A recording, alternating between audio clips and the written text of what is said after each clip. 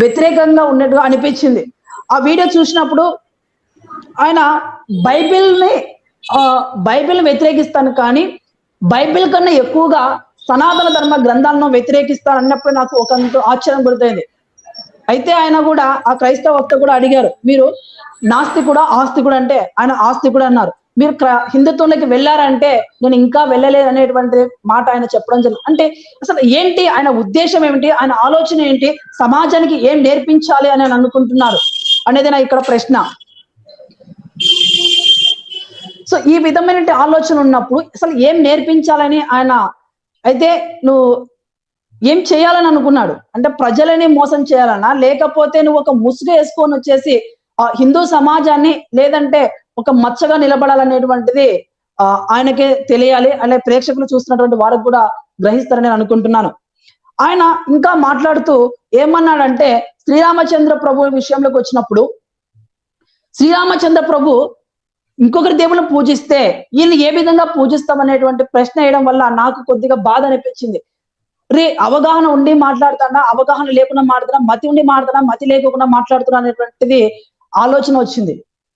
ఆయనతో నేను ఒకసారి కానీ ఆయనతో మాట్లాడే కన్నా ఆయన మాట్లాడితే కూడా వినేంత పొజిషన్ కూడా లేడేమో అనిపించే విధంగా ఆయన ఆ వీడియోలో మాట్లాడడం జరిగింది. సో ఇలాంటి అంటే ఇది ఒక పెద్ద చర్చకు లేవనెత్తారు. సో ఇప్పుడు ఈయన రాముడి విషయంలో మాట్లాడినప్పుడు నేను కూడా బైబిల్ విషయంలో కూడా మాట్లాడాల్సి వస్తుంది. ఎందుకంటే క్రైస్తవ ఛానల్లో కూర్చొని మీరు మాట్లాడారు కాబట్టి, ఒక క్రైస్తవ వక్తగా మిమ్మల్ని సపోర్ట్ చేస్తూ మీతో మాట్లాడారు కాబట్టి, అదే ప్రశ్న మీకు తిరిగి వర్తిస్తుందని మీరు ఊహించుకోలేకపోయారనిపించింది. ఇప్పుడు అదే యేసు బైబిల్లో బైబిల్ దేవుడు ఉంటాడు అంటే ఆయన యెహోవా, యేసు అనేటువంటి ఒక క్లారిటీ లేదు. యేసు వచ్చేసి ఎవరికి పూజించాడు అంటే ఆయన స్తుతులు కానీ ఆయన వర్షిప్ ఎవరికి చేశాడు ఆయన చూసాం కదా, మనకు బైబిల్లో చాలా వాక్యాలు కూడా ఉంటాయి. ఆయన నా దేవా నా దేవా అనేది కూడా కొన్ని చూస్తాము. ఆయన గెచ్చమని తోటలోకి వెళ్ళి కూడా ఆయన ప్రార్థన చేయడం చూసాము. అంటే ఎవరికి ప్రార్థన చేశాడు అంటే ఇప్పుడు ఆయన ఎవరికో ప్రార్థన చేస్తుంటే మనం ఈయనకి ఎందుకు ప్రార్థన చేయాలి, ఈయనను ఎందుకు పూజించాలి, ఈయనకి ఎందుకు స్తుతులు చెల్లించాలి అనేటువంటిది ప్రశ్నగా మిగిలిపోతుంది. వీటికి కూడా మన సమాధానం తెచ్చుకునే ప్రయత్నం చేద్దాము, ప్రజలకు వాస్తవం తెలియజేస్తాము. ఈ రోజు ఇప్పుడు రాముడు ఇంకొక దేవుళ్ళని పూజిస్తే రాముడు మనం పూజించొచ్చా పూజించకూడదా అనేటువంటి అంశాల గురించి మనతో మాట్లాడడానికి, సనాతన ధర్మం గురించి వివరించడానికి మన మధ్యలో ఐందవ శక్తి బలరాం గురువు గారు ఉన్నారు. ఒకసారి గురువు గారు వాక్యోపదేశం మనం విందాము. డిస్కనెక్ట్ అయినట్టున్నారు, వస్తారండి.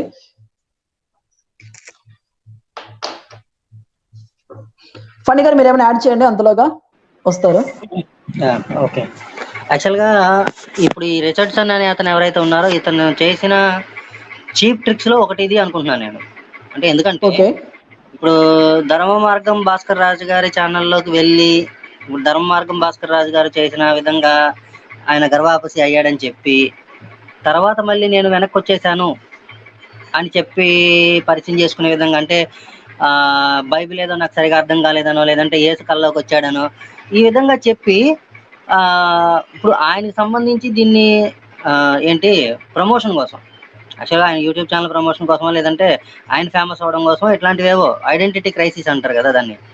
సో ఈ తరహాలో ఎవరైతే ఇప్పుడు ఈ పనులు చేసే వాళ్ళు ఉన్నారో ఇలాంటి వాళ్ళ విషయాల్లో కొద్దిగా జాగ్రత్తగా ఉండాలి మనం.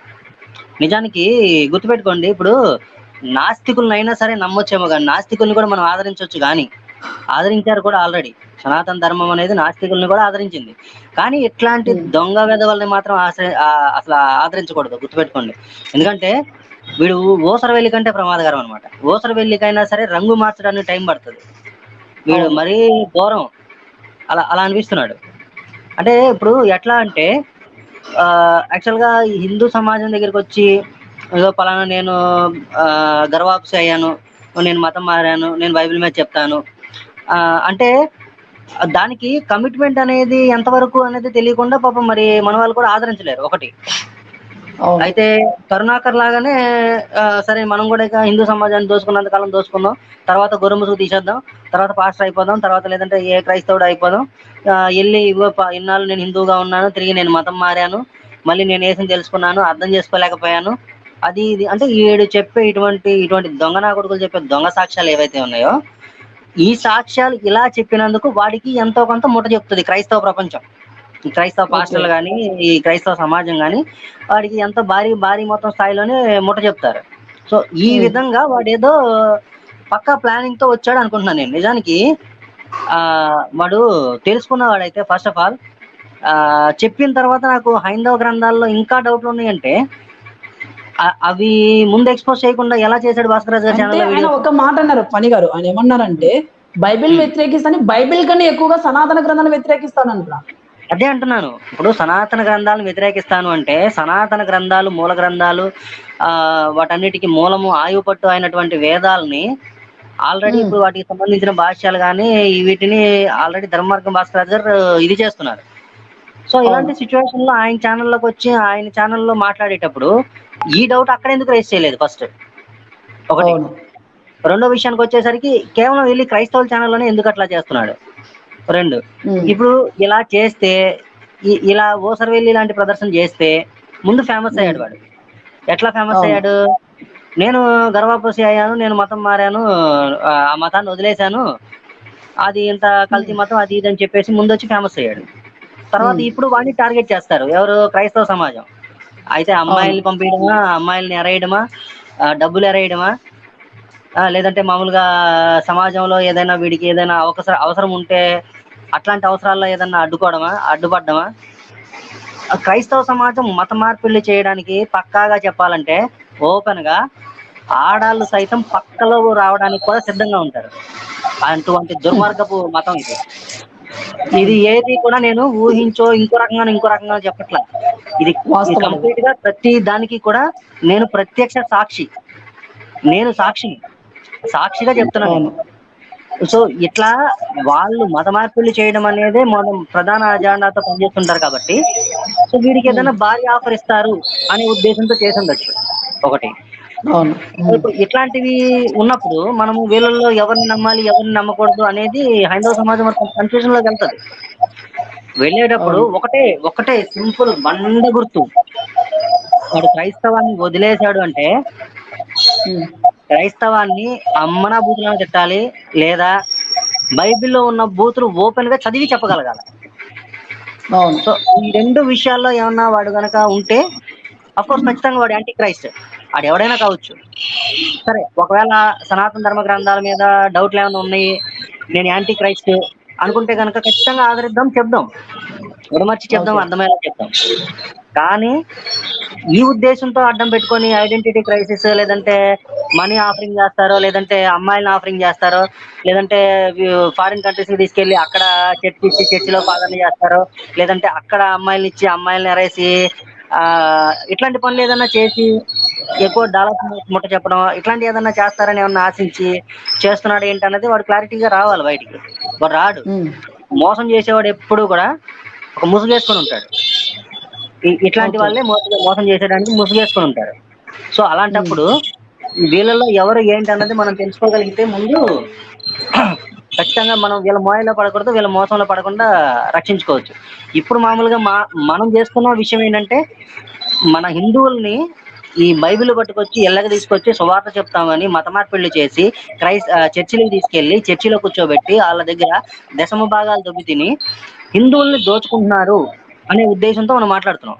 అఫ్కోర్స్ వాళ్ళు మనల్ని అంటున్నారు మరి ఇప్పుడు మీరు కూడా ఫండ్స్ తీసుకుంటున్నారు కానీ, అయితే మనము క్రైస్తవుల్ని మార్చి క్రైస్తవుల దగ్గర దశమ భాగాలు దోచుకుంటున్నా ఒకటి, హిందువుల్ని వీళ్ళు మార్చి వీళ్ళు దశమ భాగాలు దొబ్బేస్తున్నారు, అది కూడా దేవుడు అనే భయంతో. వీళ్ళ చాలా డేంజర్. సో వీళ్ళల్లోకి వెళ్ళడానికి వీడు కొంచెం ఫేమస్ అవ్వడానికి చేసిన ఒక చెత్త ప్రయత్నం నేను అనుకుంటున్నాను. అయితే నేను ఆ వీడియో కంప్లీట్ గా చూడలేదు, చూస్తే గనక క్లారిటీగా చెప్పేవాడిని, వీడికి ఎంత చెప్పాలో అంతా చెప్పేవాడిని. సో ఇప్పుడు ప్రేక్షకులు ఎవరైతే ఉన్నారో హిందూ సమాజం అంతా కూడా ఒకసారి గమనించండి, ఇట్లాంటి ఓసరవెల్లులు ఎవరైతే ఉన్నారో ఓసరవెల్లుల పట్ల చాలా జాగ్రత్తగా ఉండాలి, లేకపోతే చాలా కష్టం. Okay continue. ఓవర్ గురువు గారు మీరే చెప్పండి. మీరు చూసారు కదా ఆయన రిచార్డ్సన్ ఏం మాట్లాడారు. కాదు ఇక్కడ ఒక చిన్న విషయం చెప్తానండి, మన పండాయేష్ గారు చెప్పిన దానికి. చెప్పండి గోపి గారు. అదే అన్నారు కదా, ఆడవాళ్ళని కూడా ఎర్రవేస్తున్నారు అన్నారు కదా పండాయేష్ గారు. అది నిజమేనండి. గోవా తీసుకెళ్లి మసాజ్ కూడా చేయిస్తున్నారటండి. మరి ఈయన అట్లాంటి వాటికి ఏమన్నా టెంప్ట్ అయ్యాడు అనేది నా అభిప్రాయం. ఈ రిచర్డ్సన్ అని ఆయన ఈ గోవాలు తీసుకెళ్లి మసాజులు చేయించి ఇట్లాంటి పని కూడా క్రిస్టియానిటీ వాళ్ళు చేస్తున్నారండి. ఒక పాస్టర్ మన రాధా మనోహర్ గారికి ఎర్రేసాడు కదా, అట్టనే ఈయన కూడా ఏమన్నా ఎవరైనా ఎర్రేసారా ఏంటి అనేది నా అనుమానం. మరి అది ఎంత మటుకు నిజం మరి అయితే తెలియదు, కానీ అది అంటే నిజాలు నేను నెమ్మదిగా బయటకు వస్తాయి కాబట్టి అది ఏదో రోజు కూడా బయటకు వస్తుంది. త్వరగా మనం తీద్దాం, బయటకు తీద్దాం. ఈయన్ని గోవా ఎవరు తీసుకెళ్లారు ఏంటి కథ కమేషన్ కూడా తెలుస్తుంది మనకు త్వరలో. గురువు గారు మాట్లాడండి సార్, మీరు మాట్లాడండి. గురుగారు మీరే మాట్లాడండి. నేనా? ఓకే, మీరు క్వశ్చన్ ఒకసారి చెప్పండి, తిరగ చెప్పండి. జై శ్రీరామ్. ఇప్పుడు జై శ్రీరామ్ గురువు గారు. ఇప్పుడు ఏమన్నారంటే, ఇప్పుడు శ్రీరామచంద్ర ప్రభు ఇంకొక దేవుడిని పూజించినప్పుడు శ్రీరామచంద్రుని పూజించవచ్చా? ఇంకో దేవుడిని దేవుడు ఇప్పుడు ఫర్ ఎగ్జాంపుల్ శ్రీరామచంద్ర ప్రభు ఒక విగ్రహ శివ పూజ చేశారనుకోండి. ఇప్పుడు మనము రాముడు దేవుడు అంటున్నాము, దేవుడే ఇంకొక దేవుడికి పూజ చేస్తే అప్పుడు ఈయన దేవుడు ఎట్లయితాడు అనేది ఆయన అన్నాడు. ఓకే అండి, ఓకే మీ ప్రశ్న నాకు అర్థమైంది. అంటే ఏంటంటే ఇక్కడ రాముడు ఇంకొక దైవాన్ని పూజించాడు కనుక ఈయన దేవుడు ఎలా అవుతాడు అనేది. అవును, ఎగ్జాక్ట్లీ. ఓకే అండి, జై శ్రీరామ్ అందరికి కూడా. పెండ్ రాజేష్ గారికి, అట్లాగే గోపి గారికి, ఎండకొండ రాముడు గారికి, వీక్షిస్తున్నటువంటి ప్రేక్షకులందరికీ కూడా నా శుభాభివందనాలు. ఓకే, ఇక్కడ అసలు ఇప్పుడు ఎవరైతే ఈ ప్రశ్న వేశారో వీరికి అసలు సనాతన ధర్మం గురించి కానీ హిందూ ధర్మ విధానం గురించి కానీ అసలు ఏమీ తెలియదు అన్నమాట. ధర్మం యొక్క విధానం వీరికి ఏమీ తెలియదు. వీరికి తెలిసింది ఏంటంటే, నేను రాత్రి ఒక అతను లైవ్ లో మాట్లాడాడు, మోక్షము అంటే స్వర్గము అని. అది ఎంత అవివేకము అంటే వారికి అసలు హిందూ ధర్మం గురించి తెలియదు. అట్లాగే ఇక్కడ హిందూ ధర్మం సనాతన ధర్మంలో ఏకం సత్ విప్రా బహుదా వదంతి. ఆ సత్పదార్థమైంది సర్వ సృష్టికి, ఈ విశ్వానికంతటికి కూడా ఒకే పదార్థం ఆధారమై ఉంటుంది. అంతేగాని ఇక్కడ ఒక యెహోవానో లేకపోతే ఇంకొక అల్లానో లేకపోతే ఇంకొకటో కాదు. ఏకం సత్ విప్రా బహుదా వదంతి. ఆ పరమాత్మ స్వరూపం ఒక్కటే ఆధారం, ఇంకా రెండో వస్తువు ఉండేదానికే లేదు. ఎందుకంటే అలా ఉండటం వల్ల ఒక వస్తువు ఇంకో వస్తువును పరిమితం చేస్తుంది. ఏదైతే నిర్గుణ నిరాకార నిరుపమానమైనటువంటి పరబ్రహ్మ స్వరూపం ఉందో ఆ పరబ్రహ్మ స్వరూపమే ఈ సర్వానికి ఆధారం. ఇది మనం ఎప్పటి నుంచో చెప్తున్నాం. కానీ ఇక్కడ మనకి రాముడు దేవుడు, రాముడినే ఎందుకు పూజించాలి, రాముడు పూజించిన వాళ్ళని మీరు పూజించవచ్చు కదా అంటే, ఆ సత్పదార్థం ఏదైతే ఉందో నిర్గుణ నిరాకారం, ఆకారం లేదు, నిర్గుణము లేదు, గుణము లేదు. ఇటువంటి స్వరూపాన్ని ఆరాధించడం చాలా కష్టం. రెండవది, ఏదైతే ఆ సత్పదార్థం ఉందో ఆ సత్పదార్థం ఆధారంగా అవతరించినటువంటి అవతార మూర్తులు రాముడు, కృష్ణుడు, ఈ విధమైనటువంటి అనేక అవతారాలు కూడా విష్ణు అవతరించినటువంటి దశావతారాలు కానివ్వండి, అట్లాగే శివావతారాలు కానివ్వండి, అట్లాగే దేవి అవతారాలు కానివ్వండి, ఇవన్నీ కూడా అవతారాల కిందకే వస్తాయి. కానీ మనం అవతారాన్ని ఎందుకు పూజిస్తామంటే, సనాతన ధర్మం ఏం చెప్పిందంటే, మాతృదేవోభవ, పితృదేవోభవ, ఆచార్య దేవోభవ, అతిథి దేవోభవ. ఎవడైతే ఆపదలో ఆదుకున్నాడో వాడు దేవుడితో సమానం. ఈ దేహం ఇచ్చాడు కనుక తండ్రి దేవుడితో సమానం, ఈ దేహం ఇచ్చింది కనుక తల్లి దేవుడితో సమానం. ఈ విధంగా వారిని ప్రేమతోటి మనం ఆరాధించేడు. అంటే వారు ఇచ్చిన దానికి ప్రతిఫలంగా వారికి మనం రుణపడి ఉన్నాం.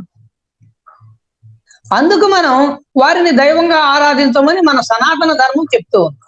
ఇక్కడ రాముడి విషయానికి వచ్చేటప్పటికి రాముడు ధర్మస్వరూపుడు, రాముడు త్యాగస్వరూపుడు, రాముడిని యజ్ఞ పురుషుడు అంటారు. యజ్ఞ పురుషుడు అంటే యజ్ఞం అంటే వీళ్ళు ఏమనుకుంటారంటే అండి, అన్య మతస్థులకి సనాతన ధర్మం గురించి తెలవదు. వీరు సనాతన ధర్మంలో నుంచి వెళ్ళిన వాళ్ళు అయినప్పటికీ అసలు సనాతన ధర్మం యొక్క విలువలు వీరికి తెలవదు. అందుకే వీరు అజ్ఞానంతో మతం మారారు.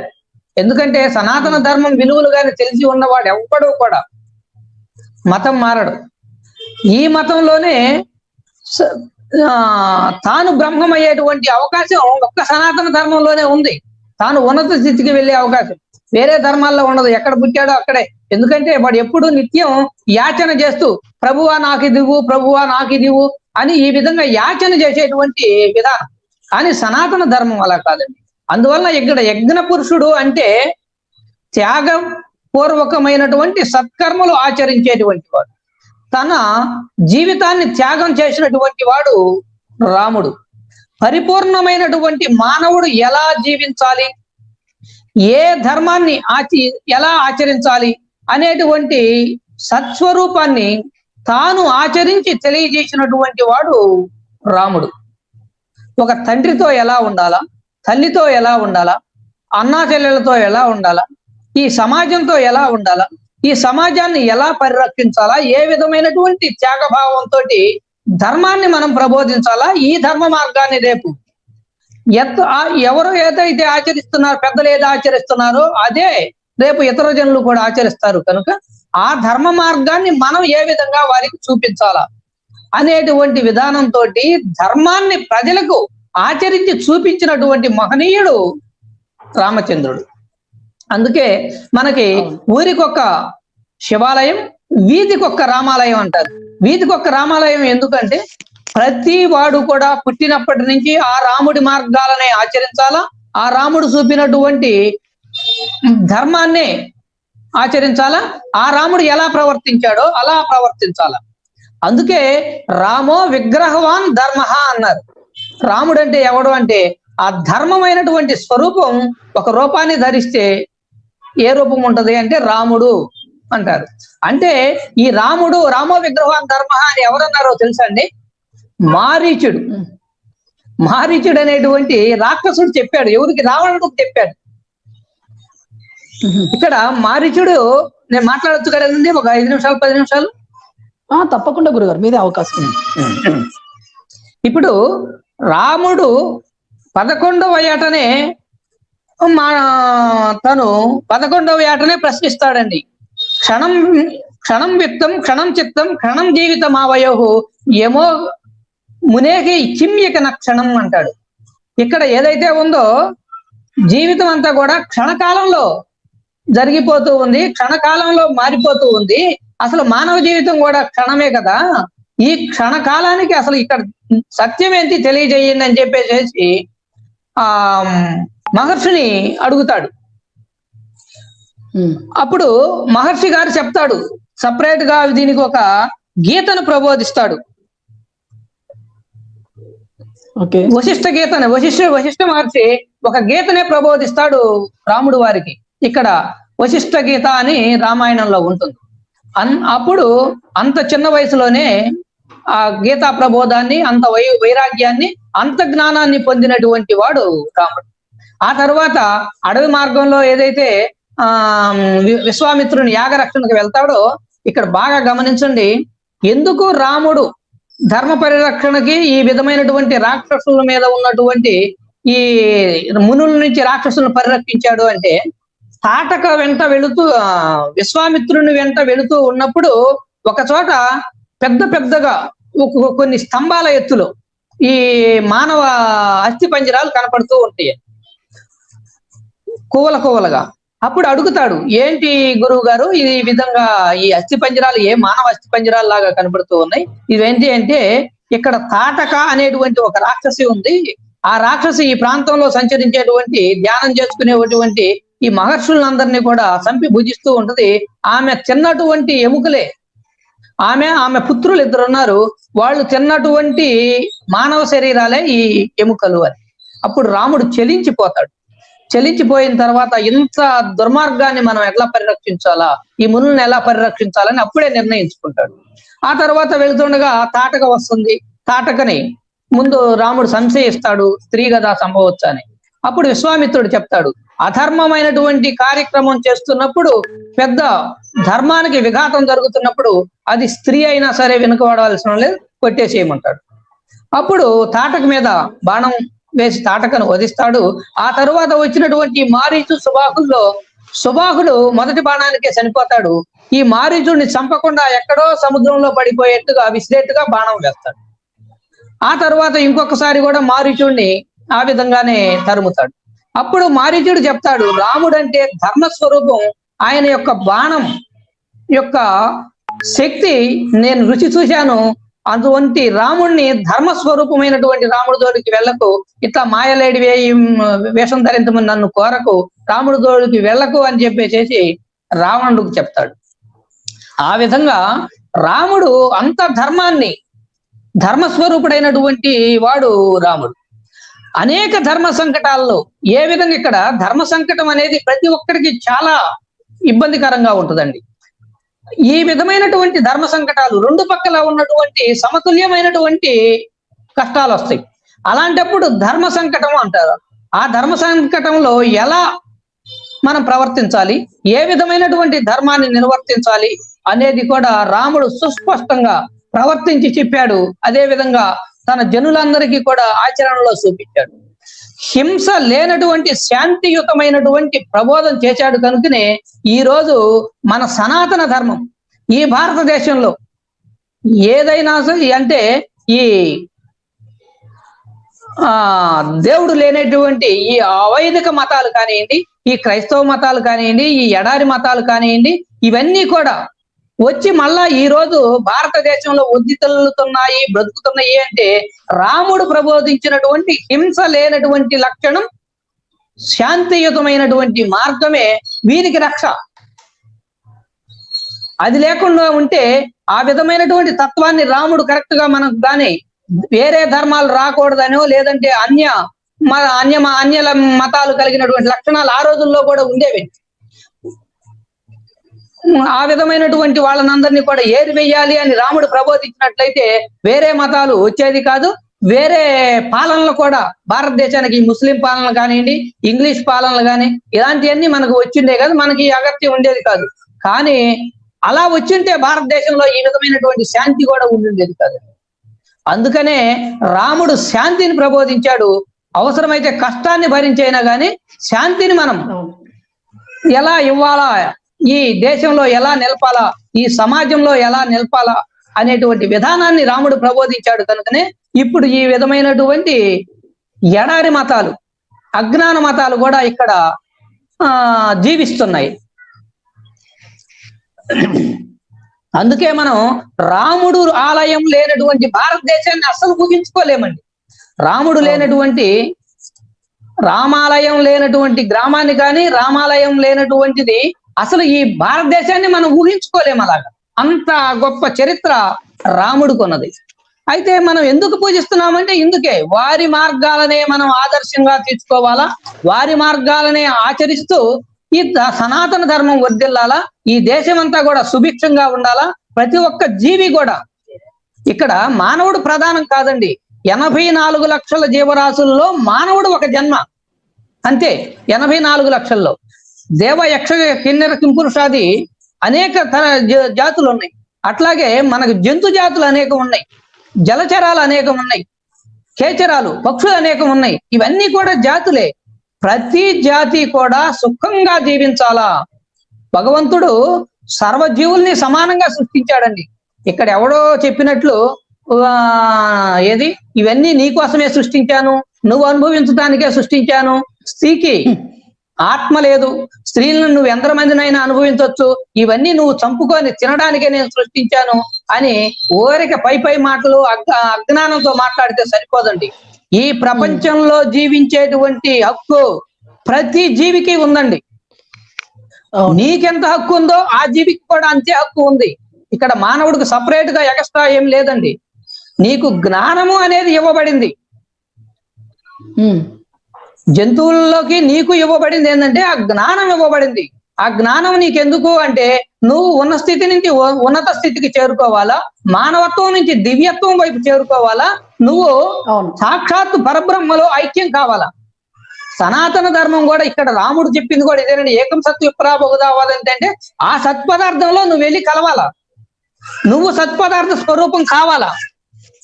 దానికే ఇక్కడ ఈ విధమైనటువంటి ధర్మ ప్రబోధం ఇంత గొప్పదండి.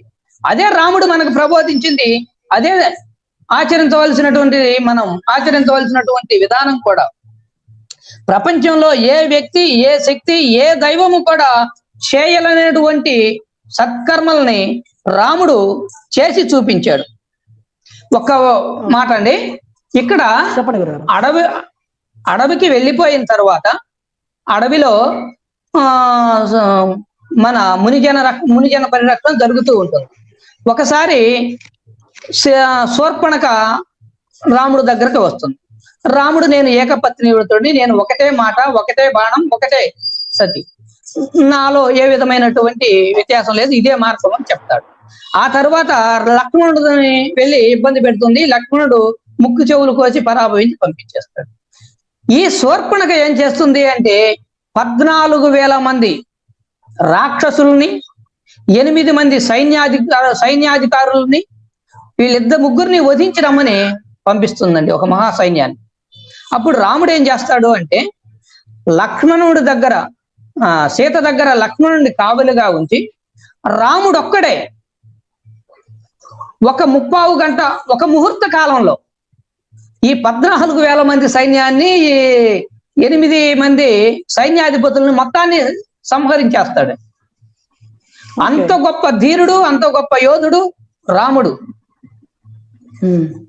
అలాంటి శక్తి కలిగినటువంటి రాముడు అక్కడ ధర్మ మార్గాన్ని ఏం ప్రబోధించాడో ఆ ధర్మ మార్గాన్ని మనం అనుసరించవల్ల. అవును. అట్లాగే ఇకపోతే రాముడు ఎంత శాంత స్వరూపుడు అంటే వారి యొక్క శాంత గుణాన్ని మనం గమనించాలి. అంటే రామా, నీకు రేపు ఉదయం పట్టాభిషేకం, సరే తండ్రి గారు. తరువాత నీకు కాదు, భరతుడికి పట్టాభిషేకం, సరే అలాగే అమ్మగారు. నువ్వు 14 సంవత్సరాలు వనవాసానికి వెళ్ళాలా, అలాగే. ఇక్కడ ఏ విధమైనటువంటి స్పందన లేదండి, దేనికి కూడా వారు ఆ విధమైనటువంటి ఆవేదనకు కానీ ఎక్కడ రాగద్వేషాలకు లోను కాలేదు. ఆ తర్వాత అడవికి వెళ్లే ముందు ఒక్కసారి తండ్రిని వెళ్ళి దర్శించి నమస్కారం చేసుకుని వెళ్తాను అంటాడు రాముడు. కైకేయి అంటుంది, లేదు, నువ్వు అక్కడికి వెళ్లే పని అయితే, నీ తండ్రిని చూసే పని అయితే నీ మనసు మారుద్ది, నువ్వు అడవికి వెళ్ళనంటావేమో అంటే అప్పుడు రాముడు ఒక్క మాట చెప్తాడు. ఈ రాముడు ఇంతకు ముందు ఎప్పుడూ కూడా అబద్ధం ఆడలేదు, ఇక ముందు కూడా తల్లి నేను ఎప్పుడూ అబద్ధం ఆడను, రాముడిది ఒక్కటే మాట అని చెప్తాడు. ఆ తర్వాత తల్లిని దర్శించి వస్తాను అంటే తల్లిని వెళ్ళి దర్శించేసేసి నేరుగా తండ్రిని చూడకుండానే ఇచ్చిన మాట ప్రకారం అడవులకు వెళ్ళిపోతాడు.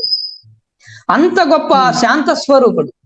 అక్కడికి వెళ్ళిన తర్వాత దశరథుడు మరణించిన తరువాత భరతుడు తిరిగి తీసుకొని రావడానికి వెళ్తాడు.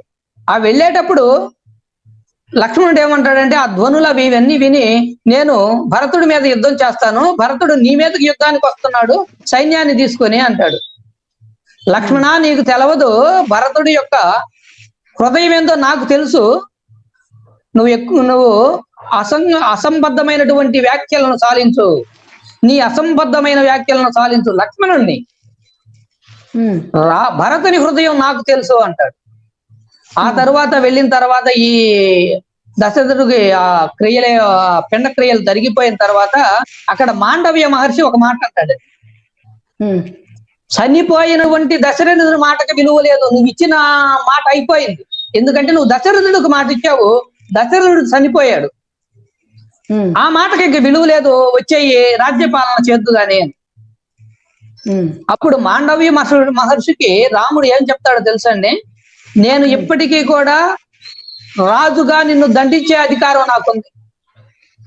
ఓకే, నువ్వు ఎక్కడైతే అధర్మమైనటువంటి ప్రబోధం చేసావో ఆ అధర్మ ప్రబోధాన్ని వెనక్కి తీసుకో, ఎక్కడైనా సరే ధర్మం తప్పకూడదు, మహర్షులు అధర్మాన్ని ప్రబోధించకూడదు అని చెప్తాడు. అంత ధర్మ నిరత కలిగినటువంటి వాడు రాముడు. ఇంకొకటి చెప్తానండి, తప్పకుండా గురువు చెప్పండి. శ్రీలంకకి వెళ్ళిన తర్వాత ముందుగానే విభీషణుడు వచ్చి రాముడిని కలుస్తాడు. ఈ లంకని నన్ను అధికారిని చెయ్యి, ఇదంతా కూడా నేను చెప్పాను మా అన్నగారికి, నేను చెప్పినప్పటికీ కూడా వినలేదు, మా అన్నగారు చేసింది పూర్తిగా అధర్మమైనటువంటిది, పరస్త్రీని అపహరించడం మహాదోషం, ఇంత దోష కార్యాన్ని నా అన్నగారు చేశారు, నేను చెప్పినప్పటికీ వినలేదు కనుక నేను నిన్ను శరణ కోరుతున్నాను అంటాడు. అప్పుడు విభీషణుడికి శరణ ఇచ్చి మళ్ళా ఒక వాగ్దానాన్ని ఇస్తాడు రాముడు. ఈ లంకనుకు నిన్ను రాజుగా నేను పట్టాభిషేకం చేస్తాను అని రావణుడి కంటే ముందే ఈ లంకను గెలవక ముందే పట్టాభిషేకం కూడా చేస్తాడు. పట్టాభిషేకం చేసిన తర్వాత అప్పుడు హనుమ అడుగుతాడు, హనుమ రామా నువ్వు ఇప్పుడు ఈయనకి వాగ్దానం ఇచ్చావు శ్రీలంకని విభీషణుడికి ఇస్తానని, ఈ రోజు రావణుడు మళ్ళా మనసు మార్చుకొని రేపొద్దున నిన్ను శరణ వేడితే, ఇదే విధంగా అతను కూడా వచ్చి శరణ వేడితే ఏం చేస్తావు? ఇప్పుడు ఈయనకి మాట ఇచ్చావు కదా అంటే, హనుమా చెప్పండి గురుగారు. ఈ విధమైనటువంటి ఏదైతే నిలకడమైనటువంటి మనసు లేనటువంటి ఈ రావణుడు తన మనసు మార్పు చెందుకొని నన్ను శరణు వేడాలే గాని నా అయోధ్య రాజ్యాన్ని అతనికి ఇచ్చేస్తాను, ఆడిన మాట తప్పను, లంకను మాత్రం విభీషణుడికే ఇస్తాను, ఇక్కడ ఉన్నటువంటి ఏదైతే నాదైనటువంటి అయోధ్యని వీరికి ఇస్తాను. అందుకే ఇంత త్యాగం గుణం కలిగినటువంటి రాముడు భారతదేశానికి అందరికీ కూడా పూజనీయుడు. వీరిని అందరినీ మనం అందుకే పూజిస్తున్నాం. ఇక్కడ అసలు రాముడిని ఎందుకు పూజిస్తున్నాడని ఒక విషయాన్ని మనం అర్థం చేసుకోవాలా. ఈ రోజు దేవుణ్ణి పూజించాలంటే పూజించే మార్గాన్ని మనకు ఎవరు చెప్తారండి? గురువులు ప్రబోధిస్తారు. అవును. అప్పుడు గురువును కూడా మనం గురుర్దేవో భవ అంటాం. మనకు మార్గాన్ని చూపించాడు. అసలు ఈ మార్గాన్ని వెళ్ళాలి, నువ్వు ఈ విధంగా దైవాన్ని చేరుకోవాలని మార్గాన్ని చూపించాడు. అలాగే రాముడు కూడా మనకు మార్గాన్ని చూపించాడు. కృష్ణుడు ధర్మ ప్రబోధ చేశాడు. భగవద్గీతని రాముడు ఆచరించి చూపించాడు. అదే అవతార పురుషుడు కృష్ణ పరమాత్మ అవతారంలో గీతను ఇలా ఆచరించాలని ప్రబోధించాడు. తాను ఆచరించి ప్రబోధించాడు భగవద్గీతని. రామావతారంలో ఆచరించాడు, కృష్ణావతారంలో ప్రబోధించాడు. ఎంతో గొప్ప గుణగణాలు కలిగినటువంటి వాడు రాముడు. తరువాత మన వాళ్ళు అనుకుంటారండి సీతని అగ్ని ప్రవేశం చేశాడు అని. సీతను అగ్ని ప్రవేశం రాముడు చేయించలేదు. వీళ్ళు సినిమాలు చూసి ఎందుకంటే వీళ్ళు ఎక్కడా కూడా, నేను అదే చెప్పేది, ఈ మతం మారిన వాళ్ళు ఎవ్వరూ కూడా హిందూ గ్రంథాలని చదవరు, బైబిల్ గ్రంథాన్ని చదవరు. కేవలం బజారు మాటలు, ఓరిక మాటలు వింటారు. ఈ మాటల్ని వాళ్ళు నిజంగా నమ్ముతారు. ఇవాళ వాస్తవంగా వాళ్ళు బైబిల్ను చదివింటే ఆ బైబిల్లో ఉన్నటువంటి అజ్ఞానం, ఈ దేహం ఎలా పనిచేస్తుందో అసలు ఆ బైబిల్కే తెలవదండి. ఈ దేహంలో మనకి మండల కాలం దీక్ష అంటారు. మండల కాలం దీక్ష ఎందుకు చెప్తాడు? 41వ రోజుకి ఈ రోజు తిన్న ఆహారం పూర్తి రక్తం నుంచి మాంసంగా మారుతుంది. అంటే 41 రోజుల కింద తిన్నటువంటి ఆహారం ఏదైతే ఉందో అది పూర్తిగా మారిపోతుంది. అంటే నూతన రక్తం, నూతన అధ్యయనం ఏదైతే ఈ దేహంలో నువ్వు ఈ 41 రోజులు మండల దీక్ష ఉండావో ఆ 41 రోజుకు పూర్తిగా నీ శరీరంలో ఉన్నటువంటి గుణాలు మారిపోతాయి. ఓకే. తస్మాత్ అన్నమయం మనహ అంటాడు. అన్నం వల్లనే నీ మనసు మార్పు చెందుతూ ఉంటుంది అని. అంత గొప్ప విధానం మన హిందూ ధర్మంలో ఉంది. అక్కడ ఏం చేస్తాడు అంటే, నీవు సంవత్సర కాలం పాటు పరాయి పంచనున్నావు. ఇది నీకే కాదు నాకు కూడా అప్రతిష్ట. కనుక నీకు నేను లక్ష్మణుని నేను నీ కావిలుగా పెట్టాను. అలాంటి లక్ష్మణుని ఎవరో పట్టినటువంటి మాయ పన్నాగంలో పడి లక్ష్మణుని నా వద్దకు పంపావు. ఈ చర్యను నువ్వు కొని తెచ్చుకున్నావు. దీనివల్ల నేను కూడా అప్రతిష్ట పాలయ్యాను. కనుక నేను మరణించాలని నిర్ణయించుకున్నాను. రాముడు అనే మాట అండి. నేను మరణించాలని నిర్ణయించుకున్నాను కనుక నీకు నచ్చిన వారితో వెళ్ళిపోవచ్చు అంటాడు. అప్పుడు సీత లక్ష్మణుణ్ణి అగ్ని పేర్చమని సీత కోరుతుంది. అప్పుడు అగ్ని ప్రవేశంలో మళ్ళా తిరిగి పునీతగా బయటకు వస్తుంది. అగ్ని పునీత అయినటువంటి సీత ఈ భారతదేశానికి ఒక మహనీయురాలు. ఆ మాత పాదాల వలననే ఈ భారతదేశం మళ్ళా తిరిగి అగ్ని పునీత భారతదేశం అయింది. అంత గొప్ప చరిత్ర కలిగి. ఇంకొక అభండం, రాముడి మీద ఉన్నటువంటి ఇంకొక అభండాన్ని తొలగిస్తానండి. తప్పకుండా గురుగారు. నిండు సోలాలు అయినటువంటి సీతని కానలోకి పంపించాడు. వీళ్ళు లౌకసి సినిమా చూసి ఈ లౌకసి సినిమాలో ఉన్నటువంటి దీన్ని వాళ్ళు మాట్లాడతారండి. ఇక్కడ ఒక విషయం గమనించాలా, ఏదైతే వాల్మీకి మహర్షి అంతకు ముందే రాముడికి పరిచయం ఉంది, రాముడు దగ్గరకు వచ్చిపోయే వాళ్ళు అయోధ్య పురాధీశుల యొక్క ఎన్నో వాళ్ళు యాగాలకి దానికి సంబంధించినటువంటి ఎన్నో విధాలైనటువంటి ధర్మాలని దానాలను పొంది ఉన్నాడు వాల్మీకి మహర్షి. ఆ వాల్మీకి మహర్షి దగ్గరికి ఆ ఆశ్రమంలో వదిలిపెట్టిన ఏదైతే ఇక్కడ ఉందో జనం, రాముడు అరణ్య వనవాసాలకు వెళ్ళేటప్పుడు ఏదైతే అయోధ్య వాసులంతా కూడా రాముణ్ణి అంతకు ముందు అయోధ్యలో దశరథుడు పరిపాలిస్తున్నప్పటికీ పూర్తి ధర్మ పరిరక్షణ గాని, న్యాయ పరిరక్షణ గాని, ప్రజల సంరక్షణ గాని, వారి యొక్క కష్టాలను గాని రాముడు చూచి వాటిని తీర్చేవాడు, వాడి కష్టాలను చూచి కన్ను చెమర్చేవాడు. ఆ రోజు రాముడు వనవాసాలకు వెళుతున్నాడు అంటే అయోధ్య నగరం అంతా బయలుదేరింది ఆయన వెంట మేము వస్తాము అని. ఇక్కడ సీతాదేవిని వనవాసాలకు పంపించేటప్పుడు అయోధ్యలో ఎవరు రాలేదండి. అంటే ఆ విధమైనటువంటి నింద పరాయి పంచన ఉంది అనేటువంటి నింద ఏదైతే రాముడు శంకించాడో ఆ నింద నిజంగానే అయోధ్యలో ఉందని. అందుకే రాముడు వాల్మీకి మహర్షి వద్దకు పంపించాడు, అంతే తప్ప వనవాసాలకి లేకుంటే కానాలకు పంపించలేదండి, అడవిలో వదిలిపెట్టి రమ్మలేదు. వాల్మీకి మహర్షి వద్ద ఆశ్రమంలో ఉంచాడు. మీకు ఇంకొక విషయం కూడా చెప్తానండి. లవకుశులు పుట్టినరోజు ముందు 3 రోజుల ముందు నుండే భరతుడు ఆ ప్రాంతంలోనే అక్కడే ఆశ్రమంలోనే ఉంటాడండి. లవకుశులకు పేరు పెట్టింది కూడా భరతుడేనండి. అంటే రాముడికి సీతకి వారి మధ్య సంబంధాలే లేవు, కానీ పూర్తి సంరక్షణ రాముడు చేశాడనేటువంటి విషయాన్ని గుర్తుంచుకోవాలి. సీతను ఓదార్చడానికి వాల్మీకి మహర్షి ఉన్నాడు, ఒక ఆశ్రమం ఉంది, ఇక్కడ ఉన్నటువంటి రాముని సోదరులందరూ ఉన్నారండి. కానీ రాముడిని ఓదార్చడానికి ఎవ్వరూ లేరండి.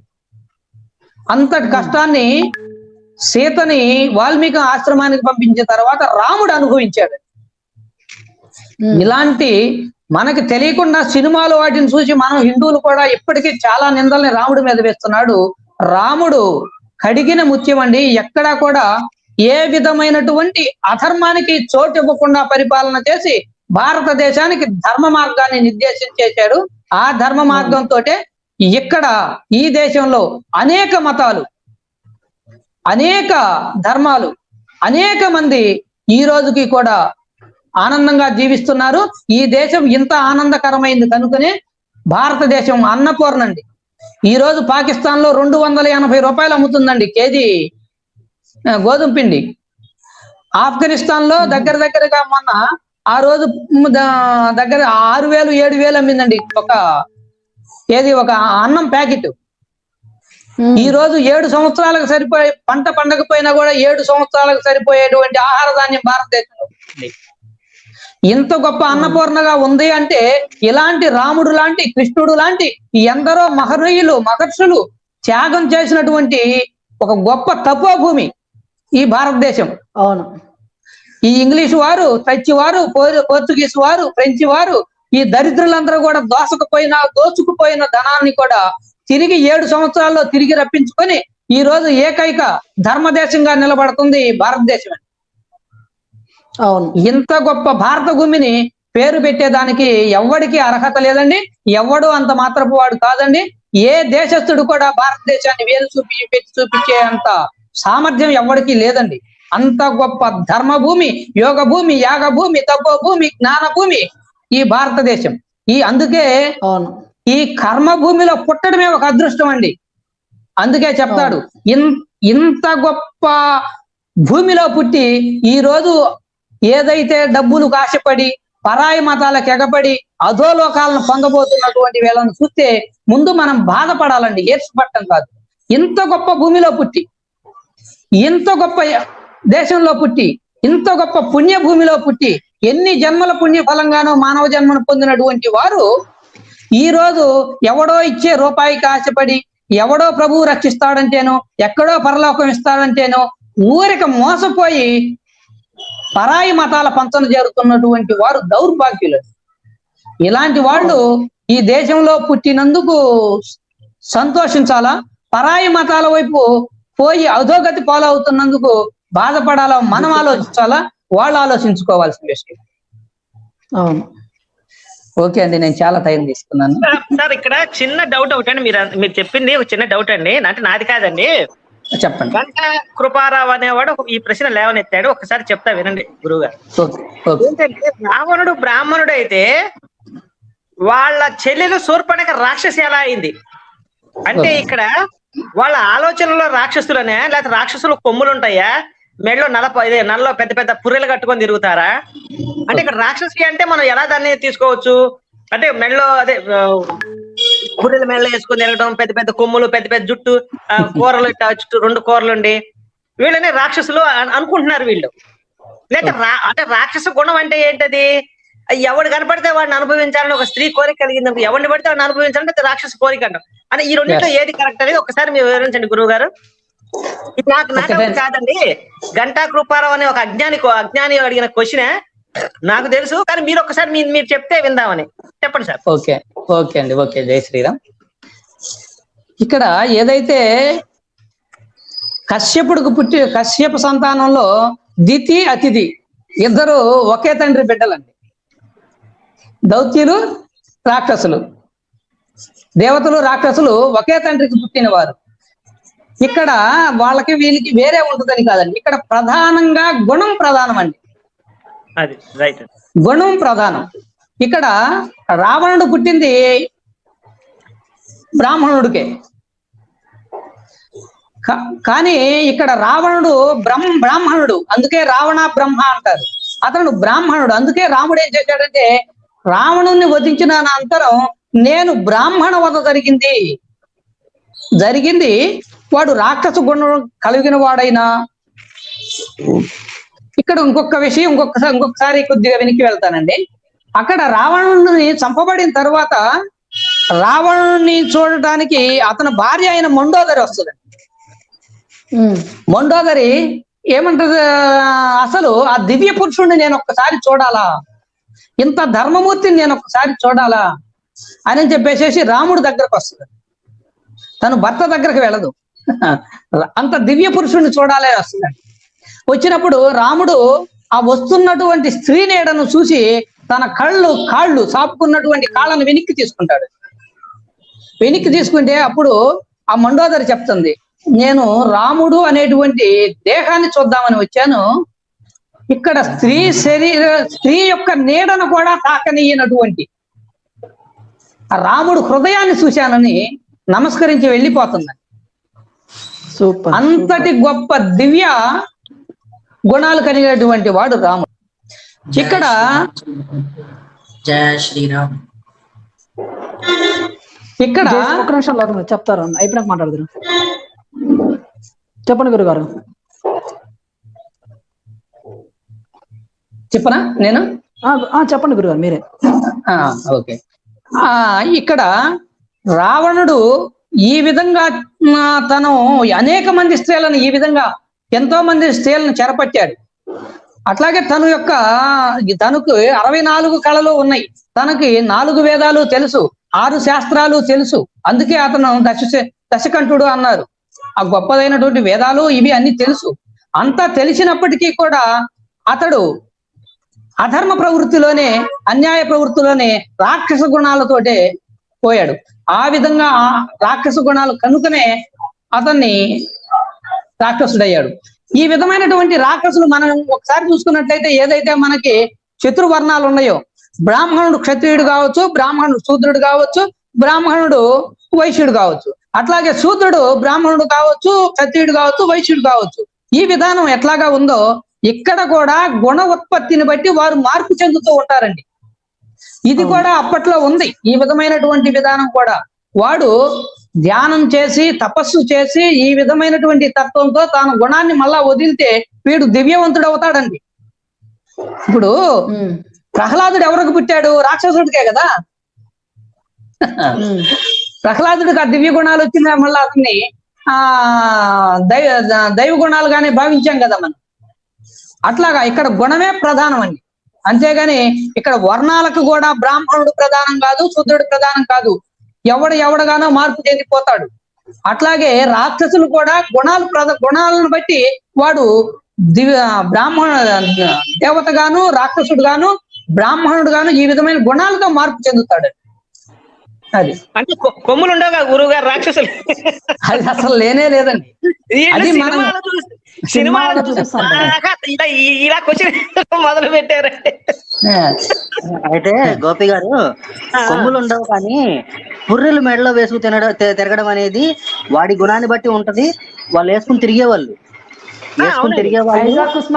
అలాగే ఐజాక్ కుమార్ గారు ఉంట లైన్ లో కూడా రండి. అలాగే 4 కొమ్ములున్న ఏనుగులు ఉంటాయి చూసారా, శిలాజాలు దొరికాయని చెప్పేసి కూడా మనకి గూగుల్లో చూసాం.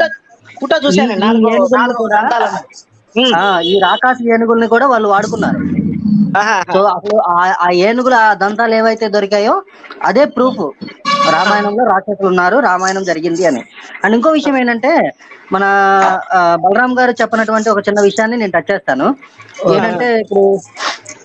ఏంటంటే అసలు ఇప్పుడు రాముడు అడిగిన ప్రశ్న, రాముడు ఒక్కసారి నీ ప్రశ్న రిపీట్ చేయి. ఒక్క నిమిషం. రవి గారికి స్వాగతం సార్. జై శ్రీరామ్. శ్రీరామరాజ్యం అలాగే ధర్మపురానికి మీకు ఆహ్వానం పలుకుతున్నాను సార్. చాలా సంతోషము మీరు ఈ రోజు ఈ లైవ్ కార్యక్రమంలో పాల్గొనడము. అంటే గోపి గారి ప్రశ్నకి నాకు ఉత్సాహం వచ్చి లైవ్ లోకి వద్దామని లైవ్ చూస్తున్న వాడిని వచ్చాను. తప్పకుండా. అంటే నమస్కారం అండి, నా పేరు గోపి సార్. అంటే ఇది క్వశ్చన్ నాది కాదండి, గంటా కృపారావు అనే ఒక అజ్ఞానిదండి. ఎవరేసినా మన వాళ్ళకు కూడా తెలియవలసినది ఏంటంటే, ఇక్కడ ఒక చిన్న ఉదాహరణ చెబుతూ దానికి ఆన్సర్ ఇస్తాను. ఇందాక బలరాం గారు చెప్పినట్టుగా దితి అదితి, సో దైత్యులు, దేవతలు, అసురులు. కానీ దానికి చెప్పక ముందర మీకు బృహస్పతి, శుక్రాచార్యుడు ఇద్దరిని నవగ్రహాల్లో మనం పూజిస్తాం. ఇద్దరికి సమానం, శక్తిలో, జ్ఞానంలో, అన్నిటిలో ఇద్దరూ సమానమే. కానీ శుక్రాచార్యుడు బృహస్పతికి దేవతల యొక్క ఋషిని చేశారు కాబట్టి తట్టుకోలేక అసురుల గుంపులోకి వెళ్ళి చేరుకూర్చున్నాడు. ఇద్దరికి ఒకటే సమానమైన జ్ఞానం, ఇద్దరిలో ఎక్కడా తేడా లేదు. లేదా బలరాం గారు చెప్పినట్టుగా ఇప్పుడు శూర్పణఖ అనగానే మనకి రామానంద సాగర్ రామాయణంలోనో, లేకపోతే మన కమలాకర కామేశ్వరరావు గారు, వీళ్ళు విఠలాచార్య గారు ఇక్కడి నుంచి ఇక్కడికి ఒక పన్ను, ఇక్కడి నుంచి ఇక్కడికి ఒక పన్ను, పైన 2 కొమ్ములు, ఒక కొమ్ము, ఇవన్నీ పెట్టి చూపిస్తున్నారు. కానీ వాళ్ళు అలా ఉండరు. ఇంకొక ఎగ్జాంపుల్ చెప్పాలంటే, పులి మేనేటర్ ఎప్పుడు అవుతుంది అంటే, దాని పంటికి మనిషి రక్తము గనక అది రుచి చూస్తే అది ఆకలితో చచ్చిపోతుంది, కానీ ఇంకా వేరే జీవులను చంపదు, మనిషినే చంపుతుంది. దాన్ని మేనేటర్ అంటారు. అట్లా ఈ శూర్పణఖ, దాని పేరు ఏమిటంటే శూర్పము అంటే షార్ప్, నఖ అంటే గోర్లు, శూర్పణఖ దాని పేరు. అంటే చాలా కొనవైన గోళ్ళు పీకలు కోసి ఆ రక్తాలు తాగేస్తూ బతుకుతున్న ఒక జీవి, అదొక మేనేటర్ అయిపోయింది. అది అంటే రాక్షసి అనేందుకు నిరూపణ ఏమిటి అంటే, ధర్మానికి కాకుండా అధర్మ చర్యలోకి వెళ్ళినప్పుడు చేసే ఏ తప్పుడు పని అయినా వాళ్ళు రాక్షసులే. అంతే తప్ప వాళ్ళకి ఏవో ఇంత గోల్డ్ ఉన్నాయి అది చూపించాలని పిక్చరిస్టిక్ గా చూపించారు. కానీ అదేంటండి, రావణాసురుడు బ్రహ్మ, శూర్పణఖ వాడి చెల్లెలే కాబట్టి బ్రాహ్మణ స్త్రీనే కదా, రాక్షస అవ్వకూడదా అంటే రూల్ ఏమన్నా ఉందా? ఇదేమన్నా కాన్స్టిట్యూషన్ రూలా? వీళ్ళు బ్రాహ్మణులు కాబట్టి రాక్షసులు కాకూడదు అని? నో. అల్టిమేట్లీ వాళ్ళు ఒక లివింగ్ బీయింగ్, ఆ రక్తానికి అలవాటు పడ్డారు, అదే చెరువులో వెళ్ళిపోయారు. హింసిస్తూ బతికే సాడిజం లైఫ్ అలవాటు పడిన తర్వాత ఇంకా దాని నుంచి వెనక్కి రావడం కష్టం.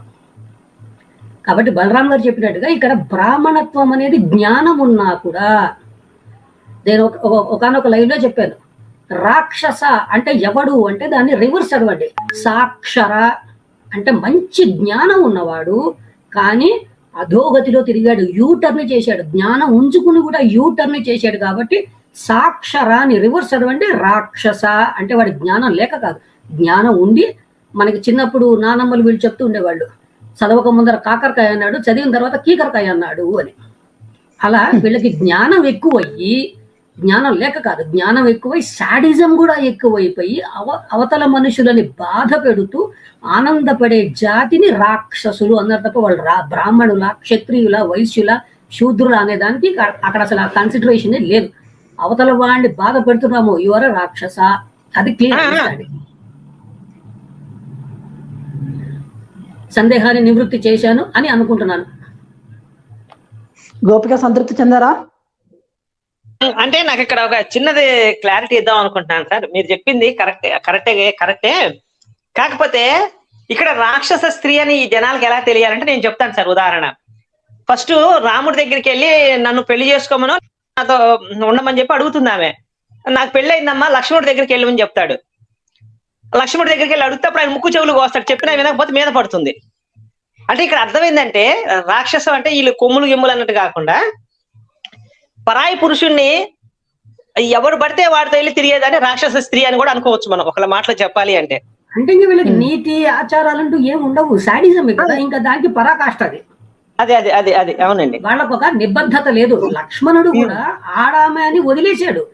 ఎప్పుడు ముక్కు చెవులు కోచాడు? ఈ అందమైన స్త్రీ తన అంగాలతోటి చాలా అందంగా ఉంది, ఈమెను చూసుకుని కదా మీరు నన్ను నిరాకరిస్తున్నారు, ఈమెని చంపి తింటాను అన్న తర్వాత అప్పుడు కదా శిక్షించింది. ఆడామె ఎందుకు అని చెప్పి వదిలేస్తాడు. అక్కడ కూడా ధర్మం పాటించారు రామలక్ష్మణులు, ధర్మాన్ని పాటించి ఎప్పుడు తను ఆ హద్దు దాటి ఇంత చక్కటి సౌందర్యవతి అంగ సౌష్ఠవాలతోటి ఉంది, ఈమె ఉంది కాబట్టి మీరు నన్ను పట్టించుకోవట్లేదు కాబట్టి ఈమెను చంపి తింటారు, అప్పుడు మీకు దిక్కు లేదు అని, ఓహో నీకు ఇలా ఉందా అని చెప్పి ముక్కు చెవులు కోసం పంపిస్తాడు. అది ఈ యదవులకు తెలియక ఈ యదవులు ఇష్టం వచ్చినట్టు మాట ఆ సినిమాలు చూసేసి వీళ్ళకి అదే ఆలోచనలు ఉండిపోతారండి. బైబిల్ మహాగ్రంథం, జ్ఞాన గ్రంథం అంటారు కదండి. ఒక జ్ఞానం మొత్తం ఒక పుస్తకంలో ఎలా ఉంటదండి? ఒక జ్ఞానం మొత్తం ఒకే పుస్తకంలో ఉంటే మన గవర్నమెంట్ ఏమైనా పిచ్చోళ్ళ ఫిజిక్స్ టెస్ట్ వేరు, కెమిస్ట్రీ వేరు, తెలుగు వేరు, ఇంగ్లీష్ వేరు, హిందీ, ఇలా బుక్స్ ఎందుకు పెట్టారు అంటే ఒక్కొక్క దాంట్లో ఒక జ్ఞానం ఉంటుంది. అన్ని చదువుకుంటే జ్ఞానం వస్తుంది. ఒక బైబిల్ పట్టుకొని దాంట్లో జ్ఞానం ఉంది, అదే గొప్పది, మహాగ్రంథం, జ్ఞాన గ్రంథం. దేంట్లో జ్ఞాన గ్రంథం కరెక్ట్ అండి, బూతులో జ్ఞాన గ్రంథం అండి, అది బూతులో జ్ఞాన గ్రంథం తప్పితే. బాధాకరమైన విషయం ఏంటంటే ఎవరన్నా విమర్శించాలి అంటే ఆ పుస్తకాన్ని పూర్తిగా చదివి అప్పుడు ప్రశ్నించడమో విమర్శించడమో చెయ్యాలి. ఇప్పుడు మీరు ప్రశ్నిస్తున్నారు, దానికి ఒక వివరణ ఇస్తూ ప్రశ్నిస్తున్నారు. కానీ అటువైపు వాళ్ళు ఎలా ఉన్నారంటే మాది తోచింది మేము చెప్తాం, లేకపోతే ఇక్కడ ఈ పుస్తకంలో ఇక్కడ ఉంది కాబట్టి మేము చెప్పేస్తున్నాము. ఇప్పుడు మొన్న శనివారం లైవ్ లో రాజుగారితో కూర్చున్నప్పుడు దాంట్లో అక్కడ మంథర ఏమందంటే రామ అంతఃపుర స్త్రీలు అనుభవిస్తారనగానే రాముడికి బహుభార్యలు అని ఒక వీడియోలు చేసి దాన్ని గబ్బు లేదారు. అక్కడ మంథర ఏమంటుందంటే రాముడి అంతఃపుర స్త్రీలు, అక్కడ దాసీలు కావచ్చు ఎవరన్నా కావచ్చు, భార్యలు అని వాళ్ళ అంతఃపుర స్త్రీలు అని. దానికి వీళ్ళు రాముడికి బహుభార్యలు అంటే సరైన వెతుకు తీరా చూస్తే ఏంటంటే మంథర కైకేయి మనసుని మార్చేందుకు వాడిన మాటలు అవి. కానీ వీళ్ళు దాన్ని తప్పుగా పట్టేసుకుని మేము పట్టేసుకున్నాం అని కూర్చున్నారు. అంతేనండి. ఈ బైబిల్ చదివిన వాళ్ళంతా ఇలానే తయారవుతారండి. అక్కకి చెల్లికి అమ్మకి కూడా తేడా తెలియకుండా వీళ్ళు ఇలా తయారవుతున్నారంటే అది ఆ పుస్తకమేనండి, బైబిలే, వేరే ఏమీ కాదండి. ఇప్పుడు అమ్మ అని పిలిచినా దాంట్లో కూడా బూతు చూస్తున్నారండి వీళ్ళు, అదే ఆశ్చర్యకరమైన విషయం. అమ్మ చెల్లి అన్నది నువ్వు ఆ ఉద్దేశంతో పిలిచావు, అమ్మ అంటే ఇలా పిలవాలి, అమ్మ అంటే అలా పిలవాలి అని చెప్పి వీళ్ళు దాంట్లో కూడా భూత అర్థాలు తీస్తున్నారు. అంటే వీళ్ళ జ్ఞాన గ్రంథం ఎలా ఉందో మనం ఇప్పుడు అర్థం చేసుకోవచ్చండి. నిన్న మీ లైవ్ చూస్తున్నాను, మోక్షం అనగానే స్వర్గము ఆడపిల్లలు అనుకుంటున్నాడు. మోక్షానికి స్వర్గానికి కూడా తేడా తెలియకపోతే ఇప్పుడు అక్కడ సర్వ సౌఖ్యాలు అనుభవిస్తాడు, శివ సాన్నిధ్యాన్ని పొంది సర్వ సుఖాలు అనుభవిస్తాడంటే వీళ్ళు సెక్స్ అనుకుంటే ఎవరైనా చేయలేడండి. ఇప్పుడు ఒకటికి భజన పాడడంలో ఆనందం వస్తుంది, ఒకటికి డప్పు కొట్టడంలో ఆనందం ఉంటుంది, ఒకటి తాళం వేయడంలో ఆనందం ఉంటుంది, అది వాడికి సర్వ సౌఖ్యం. సౌఖ్యము అనగానే ఇంకా సెక్స్ అనుకుంటే ఇంకా నమస్కారం పెట్టడం, నోరు పారైపోతుందని ఊరుకోవడం అంతే. సరే, ఇంతకీ మీ అనుమానం నివృత్తైంది కదా? తప్పకుండా. సంతోషం సార్. నమస్తే సార్, రవిశంకర్ గారు. చెప్పండి లోక్నాథ్ గారు. అలాగే అండకొండ రాముడు గారికి, ఫణిరాజేష్ గారికి, బలరాం గారికి, గోపి గారికి అందరికీ నమస్కారం అండి. జై శ్రీరామ్. నమస్కారం. జై శ్రీరామ్. యాక్చువల్లీ ఇందాక గోపి గారు చెప్పినట్టు ఏంటంటే సార్, మనకు రామాయణంలో ఇప్పుడు మీరు కూడా చెప్తున్నారు, రామాయణంలో ఏంటంటే అంతఃపుర స్త్రీలు అంటే ఆ విధంగా చాలా మంది మరో విధంగా తప్పుగా భావించి ఇష్టం వచ్చినట్లు వాళ్ళు గబ్బులు చెప్తున్నారని చెప్పేసి. దీనికి స్పందించి ఒకసారి కూడా నేను జాన్ కొయ్య అనే వ్యక్తికి నేను కౌంటర్ ఇచ్చాను. ఆ జాన్ కొయ్య అనే వ్యక్తి పుల్లెల శ్రీరామచంద్రుల అనే వ్యక్తి ఆయన రాసినటువంటి ఒక బుక్ లో రాముని భార్యలు అందరూ అని చెప్పేసి మందర చెబుతున్నట్టుగా ఒక వాక్యం ఉంటుందన్నమాట. అయితే మళ్ళీ బ్రాకెట్ లో వచ్చేసి భవిష్యత్తులో రాముడు వివాహం చేసుకుంటే, ఒకవేళ భవిష్యత్తులో రాముడు వివాహం చేసుకుంటే వారికి కూడా నీ సంతానము బానిసలు కావచ్చు, దాసి జనులు కావచ్చు అన్నట్టుగా ఆవిడ చెబుతోంది అని చెప్పేసి బ్రాకెట్ లో మళ్ళీ రచయిత మెన్షన్ చేశాడు అక్కడ. దానిని పక్కన పెట్టి ఆ బ్రాకెట్ లో ఉన్న విషయాన్ని చెప్పకోకుండా రాముని భార్యలందరూ అంటే రాముడికి ఆల్రెడీ భార్యలు ఉన్నారు అని చెప్పేసి మందర చెబుతోంది. చాలా మంది వాల్మీకి దాచిపెట్టేశారు, వాళ్ళు దాచిపెట్టారని చెప్పేసి ఇతగాడు క్రియేట్ చేసుకుంటూ అందరికి డైవర్ట్ చేసే ప్రయత్నం చేశాడు అనమాట. నేను చూశాను, సూపర్ గా ఇచ్చారు సార్. సో ఆ విధంగా ఇష్టం వచ్చేయండి సార్. అంతేకాకుండా ఇందాక గోపి గారు కూడా చెప్పారు, గంటా కృపారావు అనే ఒక అజ్ఞాని వేసినటువంటి ప్రశ్న అని చెప్పేసి.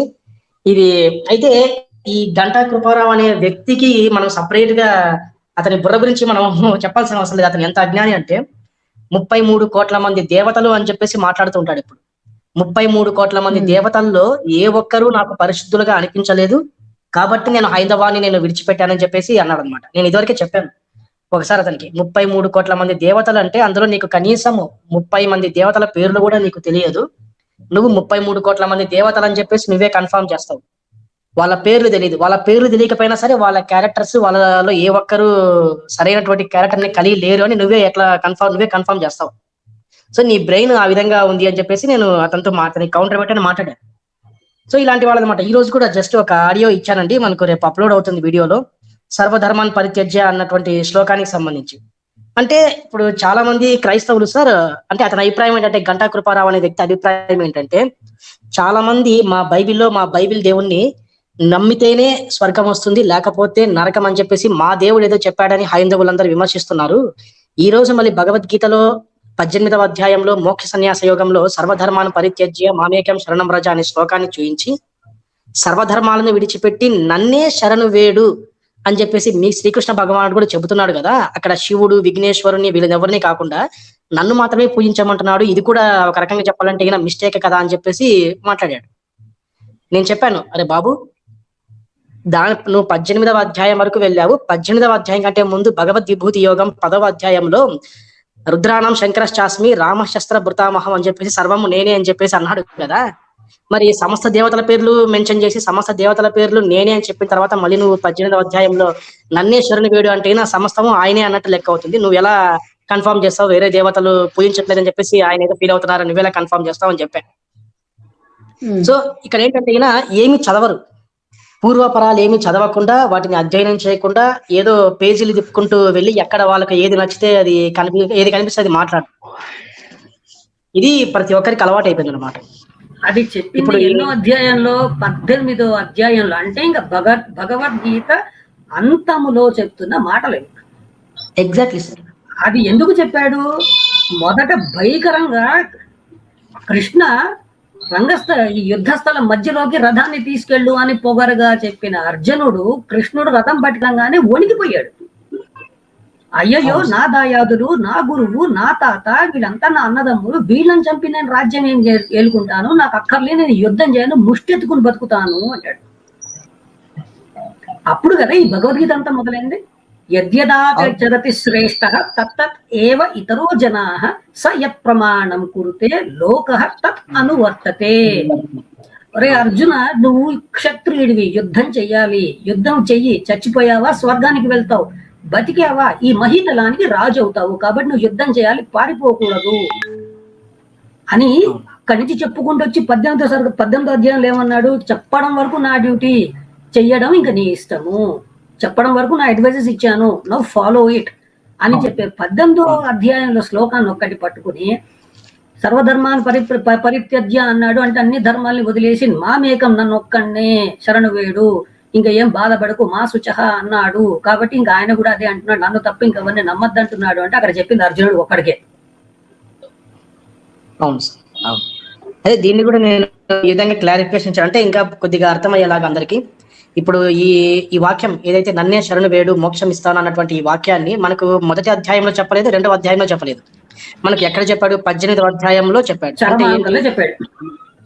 చరమాంకలు చెప్పాడు. మనిషి జీవితంలో పుట్టుక నుంచి మరణం వరకు, జనం నుంచి మరణం వరకు భగవంతుని ఇచ్చినటువంటి అనేక బాధ్యతలు ఉంటాయి.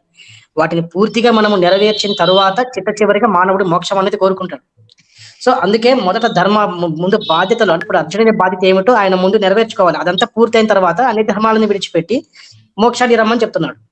అంతేగాని స్టార్టింగ్ లోనే అసలు ఎటువంటి కర్తవ్యాన్ని నెరవేర్చుకోకుండా మనకు పుట్టాము పెరిగిన వెంటనే మనకు మోక్షం రావాలి అంటే అది సాధ్యమైన పని కాదు. సో ఈ విధంగా నేను జై శ్రీరామ్ అండి. జై శ్రీరామ్. నేను ఒక మాట యాడ్ చేసి చెప్పండి గురుగారు. ఇక్కడ సర్వధర్మాన్ పరిత్యజ్య మామేకం శరణం వ్రజ అంటే ఇక్కడ అనేక ధర్మాలు ఉన్నాయని కాదు. అక్కడ కృష్ణకాలంలో ఆ ద్వాపర యుగంలో ఏదైతే ఈ హోమాది కార్యక్రమాలు మాత్రమే నడుస్తున్నాయి, శివలింగ అభిషేకం మాత్రమే నడుస్తూ ఉంది. అప్పటికి విగ్రహారాధనలు కానీ లేదు ఇంకోటి కానీ లేవండి. రెండవది సర్వధర్మాన్ పరిత్యజ్య అంటే అన్ని ధర్మాలు అంటే ఇక్కడ ఏదైతే నీ క్షత్రియ ధర్మం ఉందో అలాగే నువ్వు చేసేటువంటి సర్వ కర్మల్ని, ఇక్కడ నువ్వు చేసేటువంటి అన్ని కర్మలను కూడా నా యందు నిక్షిప్తం చేసి, అంటే ఇక్కడ ముందు ఏం చెప్పాడు? ఏదైతే అన్ని కర్మల్ని ఫలాల్ని వదిలిపెట్టి నన్ను ఫలాపేక్ష లేకుండా కర్మ చెయ్యి, అప్పుడు నువ్వు ఈ కర్మబంధం నుంచి విముక్తుడు అవుతావు అని. ఇక్కడ ప్రధానమైనటువంటి విషయం ఇదండి. నీ అన్ని ధర్మాలని నువ్వు వదిలిపెట్టి నువ్వేదైతే భావిస్తున్నావో వీళ్ళందరూ కూడా పాప జీవనలు అవుతారు అనే ఇలాంటివన్నీ భావిస్తున్నావో ఈ ధర్మాలన్నింటినీ వదిలిపెట్టు, ఈ శంకలన్నీ వదిలిపెట్టేసేసి నన్ను నా కోసం చేస్తున్నట్లుగా దైవార్పితంగా కర్మను ఆచరించు అనేటువంటిది ఇక్కడ ప్రధాన ఇదండి. అదే అక్కడ ధర్మం. అంతేగాని అనేక ధర్మాలు అప్పుడు ఏ ధర్మాలు లేవండి. ఒక్క సనాతన ధర్మం మాత్రమే ప్రపంచమంతా వర్ధిల్లుతూ ఉంది. రెండవది ఇక్కడ అర్జునుడు కూడా తను యుద్ధంలోకి వెళితే మనం అర్జునుడు సముపార్జించినటువంటి యుద్ధం ఎంతో గొప్పగా ఉంటుందని, ఎంతో గొప్పదైనటువంటి ఆయుధాలని తన యొక్క అస్త్రశస్త్రాలను ప్రయోగించాల్సి వస్తుందని ఊహించాడు. కానీ అర్జునుడు ఊహించినంత గొప్పగా ఆ యుద్ధం లేదు. కాకుంటే ఏంటంటే నేను తప్పకుండా ఒక మాట చెప్తాడండి. ముందు ఆ ధర్మరాజు దగ్గరికి వేరే వాళ్ళు ఏదైతే గూఢచర్యలు ఉన్నారో వేరే సాటి తిరుగుతారు. తిరిగినప్పుడు ఈ సైన్యాన్ని మొత్తాన్ని ఎన్ని రోజులకు చంపుతావు కర్ణ అంటే కర్ణుడు వచ్చేసేసి నేను వారం రోజుల్లో హతం చేస్తాను అంటాడు. ఆ తర్వాత భీష్ముడు వచ్చేసేసి నేను 4 రోజుల్లో అంటాడు. ఈ విధంగా చెప్పిన తర్వాత అప్పుడు గూఢచారులు వచ్చి ధర్మరాజుకు చెప్తాడు, ఈ విధంగా నేను 4 రోజులు చంపుతానని, వారం రోజులు చంపుతానని, ఈ మొత్తాన్ని కూడా నేను చంపగలనని వాళ్ళు చెప్తున్నారు అంటే అప్పుడు ధర్మరాజు బీతిల్లి ఈ విధంగా అంటున్నారు అని.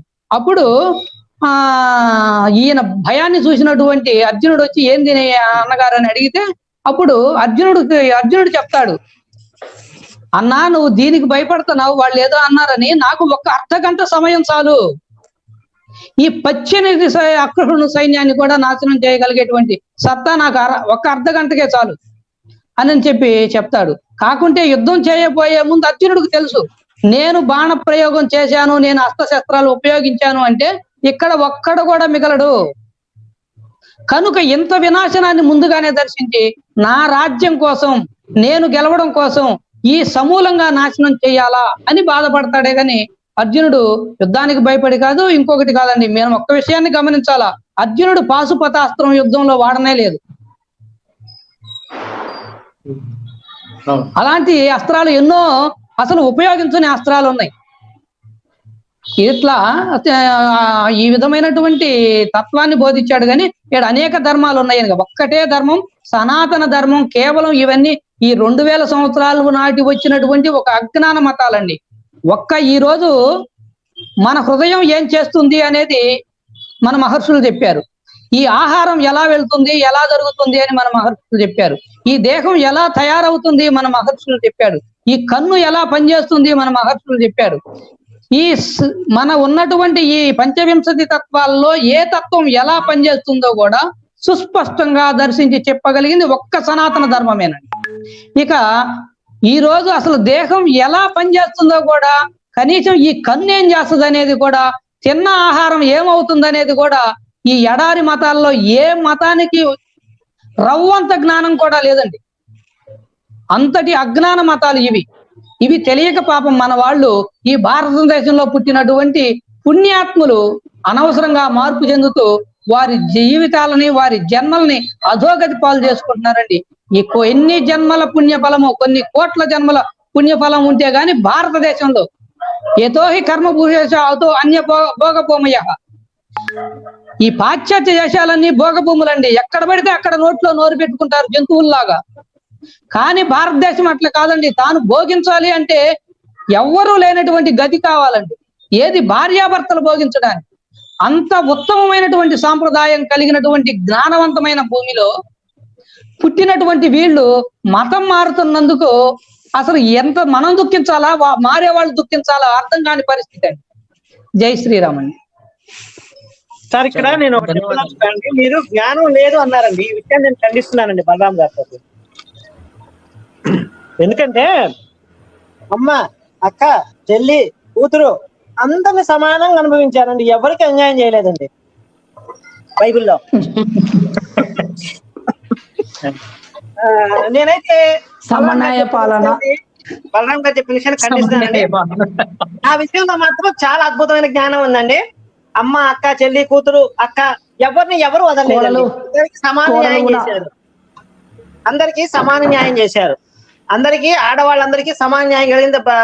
దైవ గ్రంథం సరే జ్ఞాన గ్రంథం అదే టాపిక్ లోకి వద్దాం. ఇంకా నేను సెలవు తీసుకుంటాను, అందరి దగ్గర సెలవు తీసుకుంటాను. జై శ్రీరామ్.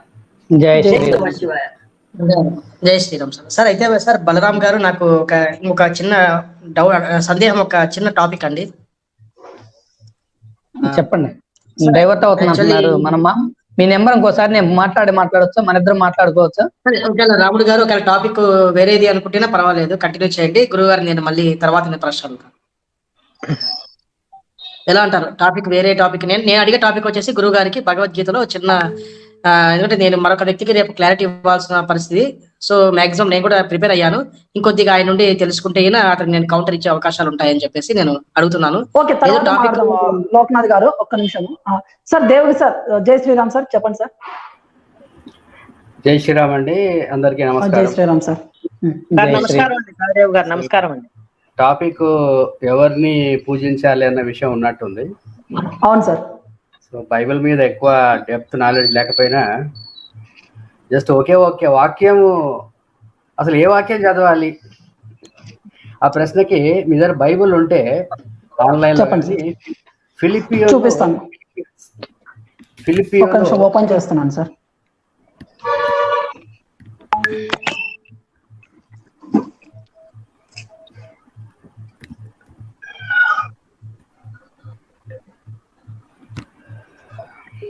ఫిలిప్పీలు ఎన్నో అధ్యాయం సార్? 3. దాంట్లో రెండో వాక్యం ఏంటండి? ఒక్క నిమిషం చూపిస్తాను. కుక్కల విషయమై జాగ్రత్తగా ఉండు. ఒకసారి స్క్రీన్ పైన చూపించే ప్రయత్నం చేస్తాను. ఓకే.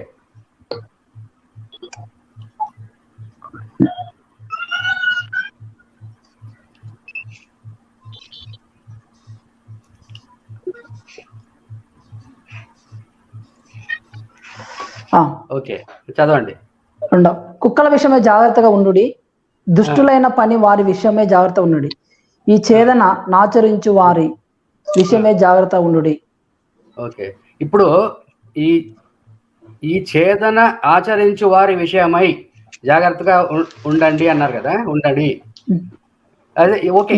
ఈ ఫిలిప్పీలు 3:2 ఇంగ్లీష్ లో చదవండి మీరు. ఒక్క నిమిషం చదువుతాను.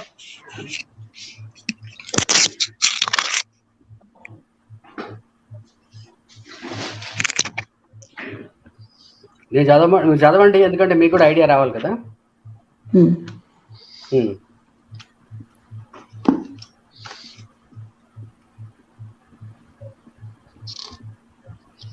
ఫిలిప్పీలు 3:2. ఒక్క నిమిషం. 1017.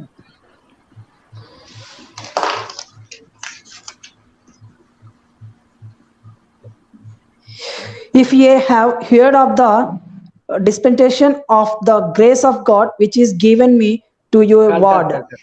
తప్పు వస్తుంది. ఫిలిపియన్ 3:2, Philippians 3:2.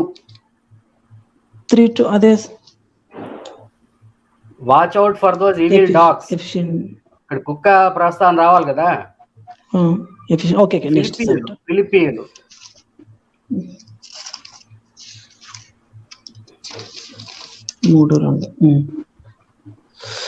beware of dogs, beware of evil workers, beware of the concentration. ఏమండి? Beware of the concentration. Okay, circumcision లేండి. Beware of CIR CUM No, CON CISION. Okay okay okay, నేను ఇక్కడ చదువుతాను వినండి. Watch out for those dogs, those workers of evil, those mutilators of the flesh. అంటే ఇక్కడ 3వ వాక్యంలో 2వ దాంట్లో ఈ ఛేదన నాచరించు వారు అన్నారు కదా. ఏమి ఛేదన చేసుకుంటున్నారు వాళ్ళు రాశారు అక్కడ తెలుగులో? లేదుగా. ఇంగ్లీష్ లో మ్యూటిలేటర్స్ ఆఫ్ ద ఫ్లెష్ అన్నారు. ఓకే,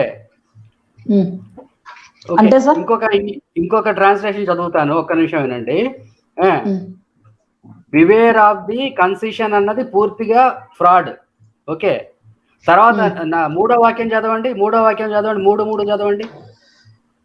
ఎందుకనగా శరీరము అస్పదము, ఇంగ్లీష్ లోను. For we are the circumcision which worship God in the spirit. Okay, so 2వ వాక్యంలో కన్సిషన్ అన్నారు, 3వ వాక్యంలో సర్కంసిషన్ అన్నారు. అవును. 1, 2 తెలుగులో మ్యూటిలేటర్స్ ఆఫ్ ద ఫ్లెష్ అన్న, ఫ్లెష్ అంటే మాంసమో కండనో తోలో ఏదో ఒకటి, అది ఛేదనం చేసుకునే వారి విషయంలో జాగ్రత్తగా ఉండండి అని రావాలి అక్కడ. దుష్టులైన పని వారి విషయమే జాగ్రత్తగా ఉండండి, ఈ ఛేదన ఆచరించు వారి విషయమై. అక్కడ ఛేదన ఏం ఛేదన చేసుకుంటున్నారు? శరీరమా, శరీరంలో భాగమా, కండమా, లేకపోతే సుంతియా? సర్కంసిషన్ అంటే సుంతి, అవునా? సో ఇంగ్లీష్ బైబుల్లో ఇక్కడ మ్యూటిలేటర్స్ ఆఫ్ ద ఫ్లెష్ అంటే సుంతి చేయించుకున్న వాళ్ళు అని స్పష్టంగా ఉంది ఇంగ్లీష్ లో. తెలుగులో ఎందుకు లేదు చెప్పండి? ఒకటి ఫస్ట్ ప్రశ్న. ఎందుకనగా శరీరమును అస్పదము చేసుకొనక దేవుని యొక్క అనేది ఉంది కదా. శరీరమును అస్పదము చేసుకోవడం అంటే ఏంటి?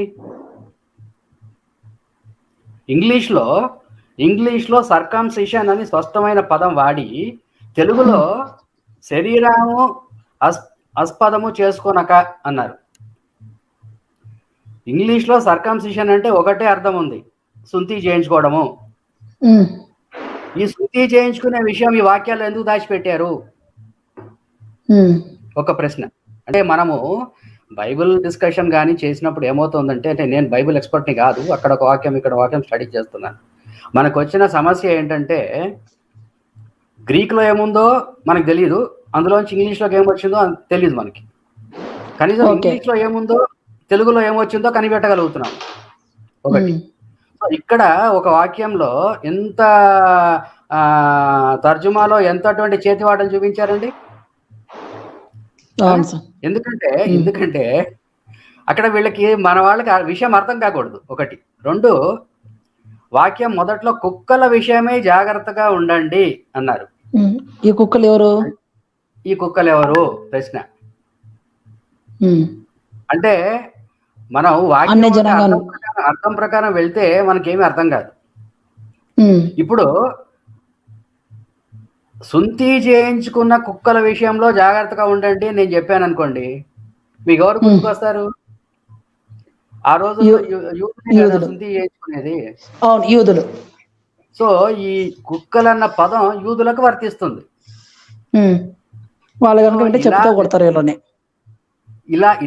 ఇలాంటి విశ్లేషణ చేసుకోవాలంటే కేవలం అక్కడ ఉన్న వాక్యం ఒక డిక్షనరీ మీనింగ్ ప్రకారం పోతే ఏమీ అర్థం కాదు. ఓకే, ఇప్పుడు ఇక్కడ మీరు ఒక పదం వాడారు, నేను కూడా ఆశ్చర్యపోయాను, కాన్సెషన్ అని. అవును ఏమండి, అది కింగ్ జేమ్స్ వయసులో కన్సెషన్ అన్నారు, ఇంగ్లీష్ స్టాండర్డ్ వెర్షన్ లో for those who mutilate the flesh అన్నారు, న్యూ లివింగ్ ట్రాన్స్లేషన్ లో those mutilators who must circumcise అంటే సొంతి చేయించుకున్న కుక్కలు అని ఒక ట్రాన్స్లేషన్ లో వాడారు. అంటే బైబుల్ కి వాక్యం, వాక్యానికి భాష, భాషకి ఊరికి అంటే అసలు మీకు ఏ మాత్రం అర్థం కాదు. ఇది విశ్లేషణ చెయ్యాలంటే అసలు 15-20 సంవత్సరాలు దీంట్లో మునిగి తేలినటువంటి 3-4 భాషల్లో కంపేర్ చేసినటువంటి వాళ్ళు మాత్రమే చేయగలరు. మనం చేసేది సూపర్ఫిషియల్, మనం చేసేది కేవలం వాక్యం యొక్క డిక్షనరీ అర్థం ప్రకారం మనం విశ్లేషణ చేస్తున్నాం. అది it will not lead to any good conclusion. అది నేను చెప్దాం అనుకున్నాను, అంతవరకే నా కంట్రిబ్యూషన్. జస్ట్ ఒక ఎగ్జాంపుల్, ఒక ఎంత లోతుగా ఉందో సబ్జెక్ట్ అని చెప్తున్నాను. ఇది ఇక్కడ అంటే యూదులను తిడుతున్నాడన్న విషయం, పౌల్ గారు యూదులను బండబూతులు తిడుతున్నాడు కోపం వచ్చి. ఆ విషయం సామాన్యులకు అర్థం కాకూడదని ఆ ట్రాన్స్లేషన్ లో ఇన్ని రకాల మలుపులు తిప్పారు. అవును, ఓకే అండి, I take leave. Thank you very much. ధన్యవాదాలు సార్. రాము చెప్పండి ఫణి గారు. అయితే ఇప్పుడు బలరాం గారు టచ్ అయినటువంటి ఒక విషయాన్ని నేను టచ్ చేద్దాం అనుకుంటున్నాను. తప్పకుండా చెప్పండి. రాముడు శివుడిని ఎందుకు ఆరాధించాడు? ఒక దేవుడు మరో దేవుడిని ఆరాధించడం, ఇదే కదా ప్రశ్న. అవును. అప్పుడు రాముడు పూర్తిగా పోత పోసినటువంటి ధర్మం 2 పాదాలతో నడుస్తున్నాడు అంటే, ధర్మము సత్యము అనే 2 పాదాలతో రాముడు నడుస్తున్నాడు. సో కాబట్టే ఈ సీతాయ చరితం మహత్వాన్ని పెట్టుకున్నటువంటి పేరుని రామాయణం కింద మార్చారు వాల్మీకి.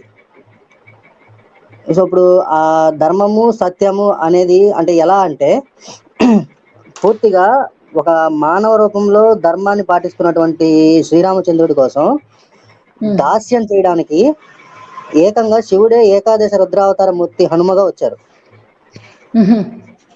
అంటే కేవలం ఇక్కడ సనాతన ధర్మంలో ధర్మానికి మాత్రమే ప్రాధాన్యత ఇవ్వబడింది అనేది ముఖ్యం అన్నమాట. సో ఆ ధర్మాన్ని ఆయన ఆచరించాడు కాబట్టి స్వయంగా భగవంతుడే వచ్చి దాస్యం చేశాడు. సో మీరు కూడా రాముడిలాగా అయితే ఖచ్చితంగా భగవంతుడు మీకు చాలా సులభుడు. ఇది చెప్పాలనుకున్నది అసలు. ఇప్పుడు రాముడు ఎందుకు ఇది చేశాడు, రామేశ్వరంలో శివలింగం పెట్టడం అనేది రీజన్, ఏవైతే వేదానికి సంబంధించిన అంటే ఇప్పుడు బలరాం గారు చెప్పినట్లుగా రావణుడు చతుర్వేదాలు తెలిసినవాడు, వేదాంగాలు తెలిసినవాడు, సకల కళావల్లభుడు. ఇంకా చెప్పాలంటే పేగులు తీసి రుద్రవీణ వాయించి శివుని వశం చేసుకున్నవాడు. కానీ అటువంటి వాడు కామానికి లొంగిపోయి పర భార్యని అంటే వేరే వారి భార్యని ఆశించి పతనం అయిపోయాడు. ఇక్కడ ఆలోచించాల్సిన విషయం ఏంటంటే, రాముడు ప్రభావ రీత్యా ఆయన ప్రవృత్తి రీత్యా రాక్షసుడు, కానీ పుట్టుకతో బ్రాహ్మణుడు. ఇప్పుడు ఈ బ్రాహ్మణుడైనటువంటి రావణాసురుణ్ణి దసరా, ఇప్పుడు మామూలుగా మనము ఈ రావణ యుద్ధంలో రాముడు సాధించిన విజయానికి సూచికగా దసరా జరుపుతున్నాం. ఆ టైంలో రావణాసురుడి బొమ్మ పెట్టి తగలబెట్టడం. నిజానికి ఇప్పుడు బ్రాహ్మణాధిపత్యం, బ్రాహ్మణ పక్షపాతం, లేదంటే బ్రాహ్మణులు రాసిన గ్రంథాలు, బ్రాహ్మణులు సృష్టించిన మతం అనే వీళ్ళు ఎవరైతే చెప్తున్న వాళ్ళు ఉన్నారో, ఇక్కడ తెలియాల్సిన విషయం ఏంటంటే, ఇక్కడ బ్రాహ్మణుడు కదా మనం అక్కడ తగలబెడుతున్నట్టు. ఇప్పుడు రాముడు చెప్పాడు, స్పష్టంగా చెప్పాడు ఏంటంటే, అక్కడ ఏదైతే బ్రాహ్మణత్వం ఉందో, లేదంటే ఏదైతే వేద స్వరూపం ఉందో, ఆ వేద స్వరూపం అనేది నా చేత అంతం కాబడింది కాబట్టి దానికి ప్రతిఫలంగా ఇది చేయాలి. బ్రహ్మహత్య పాతకం చుట్టుకుంటుంది అక్కడ. ఇప్పుడు ఇలా చేసినప్పుడు రాముడికి ఏమీ ఆపాదించబడదు. అది ఒకవేళ ఇలా చేస్తే ఎవరైనా అప్పుడు అది వాళ్ళకి ఆపాదించబడుతుంది. ఈ బ్రహ్మహత్య పాతకంలో చుట్టుకొని త్వరగా బయటికి రాలేరు, జన్మాలు కూడా నశించిపోతుంటారు, ఉద్ధరించబడరు అని చెప్పి ఒక మాదిరిగా చూపించడానికి ఆయన చేశారు అక్కడ. కానీ నిజానికి దేవుడు, ఇప్పుడు రాముడు ఎవరైతే శివలింగాన్ని ప్రతిష్ఠించాడో ఆ శివుడే ఏకాదశ రుద్రావతార మూర్తిగా వచ్చి దాస్యం చేశాడు. సో దాన్ని బట్టి అయినా సరే అర్థం కావాలి. అంటే ఈ మాట వీళ్ళు ఎందుకు అడుగుతున్నారంటే, మనం కూడా ఒక మాట అడుగుతుంటాం, సిలువలోకి వెళ్ళిన తర్వాత నా దేవా నన్ను ఎలా చెయ్యి విడిచితివి అని చెప్పి, యేసు దేవుడైతే ఇంకో దేవుడు ఎవరికి మొర పెట్టుకున్నాడు అని చెప్పేసి మనం అడుగుతున్నాం కదా. కానీ నిజానికి నిజానికి ఇక్కడ ఏదైతే ఇది ఉందో, ఏది ఒక దేవుడు మరొక దేవుడిని మనం అడుగుతున్నది వాళ్ళకి సూటబుల్ అది, కానీ వాళ్ళు అడుగుతున్న దానికి మన దానికి సూటబుల్ కాదు. ఎందుకని సూటబుల్ కాదంటే ఉన్నది ఒకటే పరమాత్మ. ఇప్పుడు మంచి చేస్తేనేమో బైబిల్ దేవుడి ఖాతా యెహోవా ఖాతాలో వేసేయడం, చెడు చేస్తే సాతాను ఖాతాలో సర్పం ఖాతాలో వేసేయడం, ఇలాంటి పనులు చేసుకొచ్చారు వాళ్ళు. కానీ ఇక్కడ ఇన్ని లేవు, ఉన్నది నేను ఒక్కడనే అని చెప్తున్నాడు ఆయన. ఇప్పుడు ఆ భగవద్గీతలో స్పష్టంగా విభూతి యోగంలో ఏంటి వ్యసనాలలో జోదాన్ని నేనని చెప్తున్నాడు. ఇప్పుడు జోదం అంటే ఇప్పుడు వ్యసనం అది వేరే వాళ్ళ నెట్టేయాలి కదా మరి.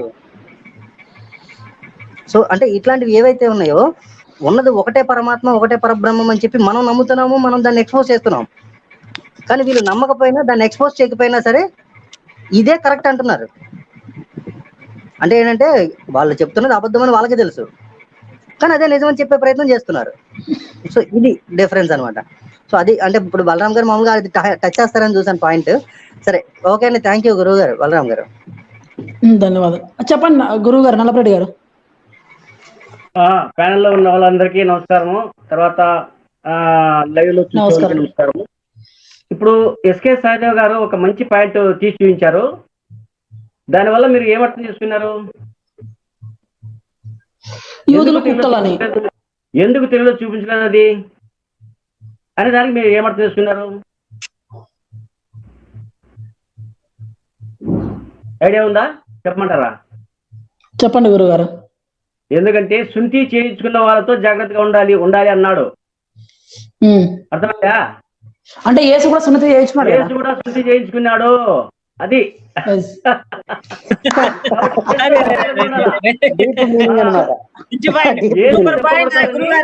గురుగారు సూపర్ పాయింట్ లేవనెత్తారండి.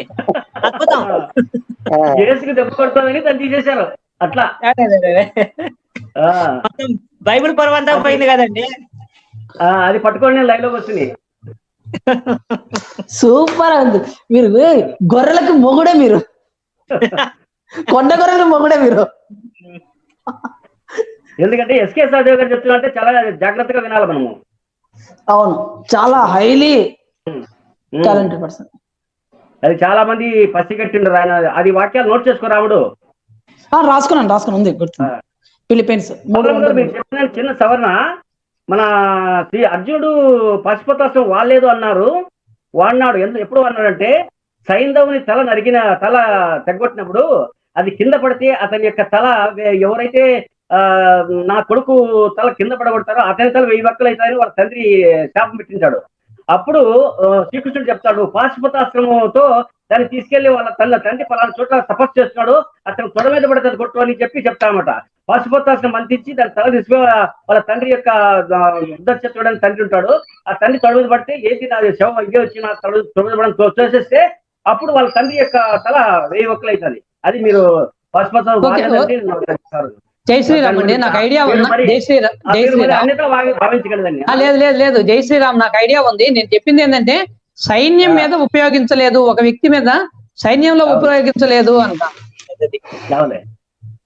మామూలు నాకు ఐడియా ఉంది. ఒక్కసారి వాడారు, ఒక్కసారి వాడారు. నారాయణాస్త్రాన్ని కూడా ఒకేసారి వాడారు.